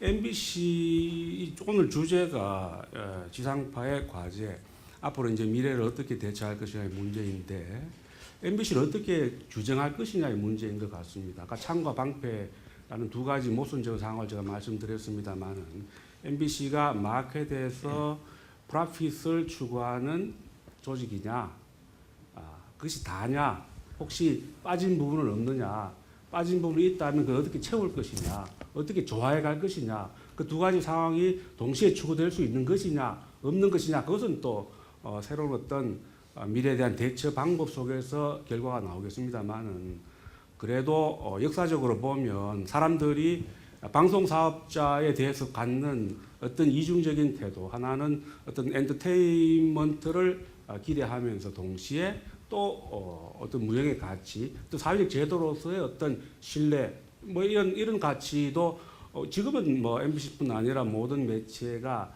그런 가치들이 사라지고 있습니다만은, 그래도 사람들은 그것에 대한 어떤 향수 또는 그런 가치에 대한 어떤 절대적인 어떤 믿음을 쉽게 버리지는 못할 것이다 봅니다.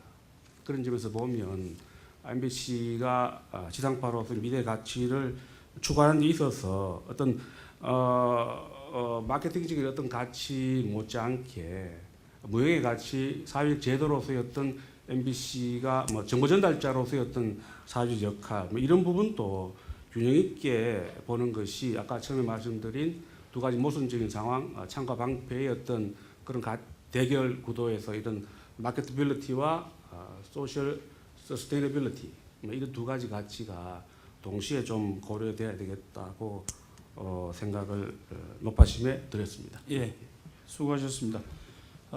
말씀드린 대략 시간이 됐는데요. 한 분이 손을 드셨네요.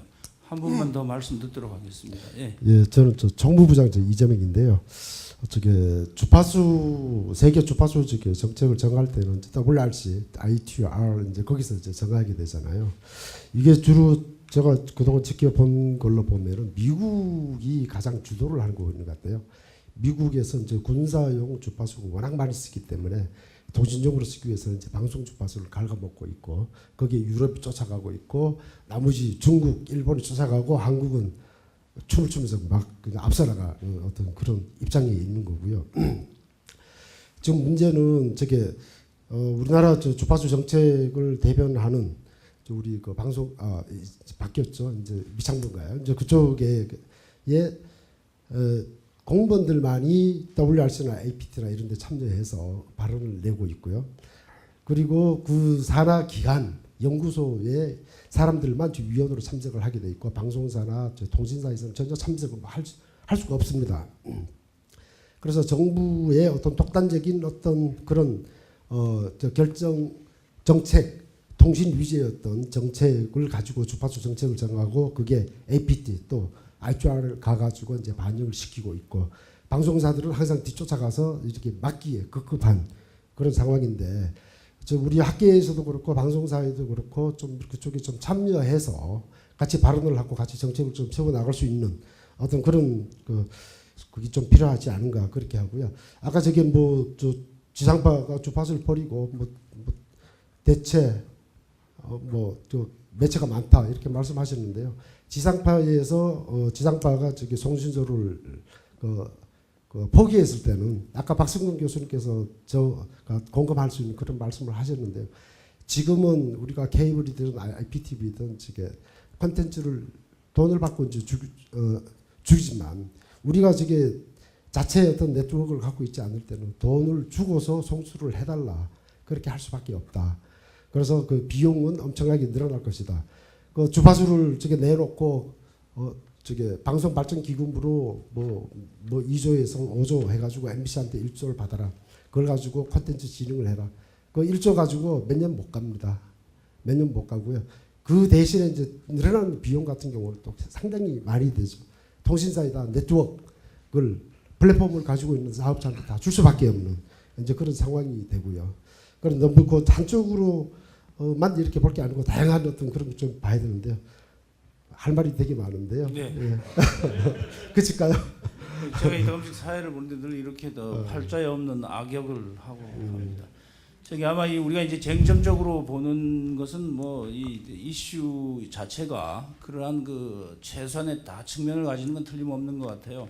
단지 우리 그 간부하시는 여러분께 말씀드리는 건요. 저희는 뭐 한 달 전에 그런 얘기를 서로 나눴습니다. 그래서 다시 여기서 새삼 한번 상기합니다만은 오늘 보셨듯이 아주 차별적이고 다양한 측면의 생각, 의견, 주장 이런 로직을 가지신 분들로 저희 포럼이 구성됐다는 말씀을 드리고요. 그런 걸 아주 오픈 앤 프리로 자유롭게 얘기하자고 했습니다. 그래서 다음 주제가 뭐가 될지는 모르겠습니다. 오늘 이제 저희들이 정해야 되는데요. 역시 좀 그 마음에 MBC적인 입장에서는 마음에 안 차는 게 있을 수도 있겠죠. 뭐 그렇지만 그런 것들이 사실 개별적 구체적으로는 그래도 아마 MBC의 향후 전략에 도움이 되지 않겠습니까? 그런 말씀드리고요. 저희들이 더 넓게 생각하는 미래 방송 또는 방송의 미래에 도움이 될 수 있다 그렇게 생각을 합니다. 또 이런 기회를 줬는데 저희도 그런 진정성을 가지고 하도록 하겠습니다. 뭐 몇 분 손을 더 드시는데 제가 이제는 저희들 아젠다로 돌아가야 할 시간 같습니다. 그래서 제가 다음 2차 저희 포럼을 할 때 꼭 기회 드리도록 하겠습니다. 언제든지 또 말씀이 있으시면요. MBC 미래방송 연구실로 어떤 토픽이든 의견들이 있으면 주시면 제가 잘 받아서 저희들 회의들 할 때 반영하도록 하겠습니다. 오늘 발제하신 두 분 감사하고요. 또 다양한 의견들 준비해 오신 우리 포럼 위원들 감사드리고 특별히 저희들 앞에서 감시는 아니었죠. 지켜봐 주신 우리 MBC의 보직 간부 여러분께 감사드립니다. 2차 포럼에서 만나도록 하겠습니다. 여러분 감사합니다.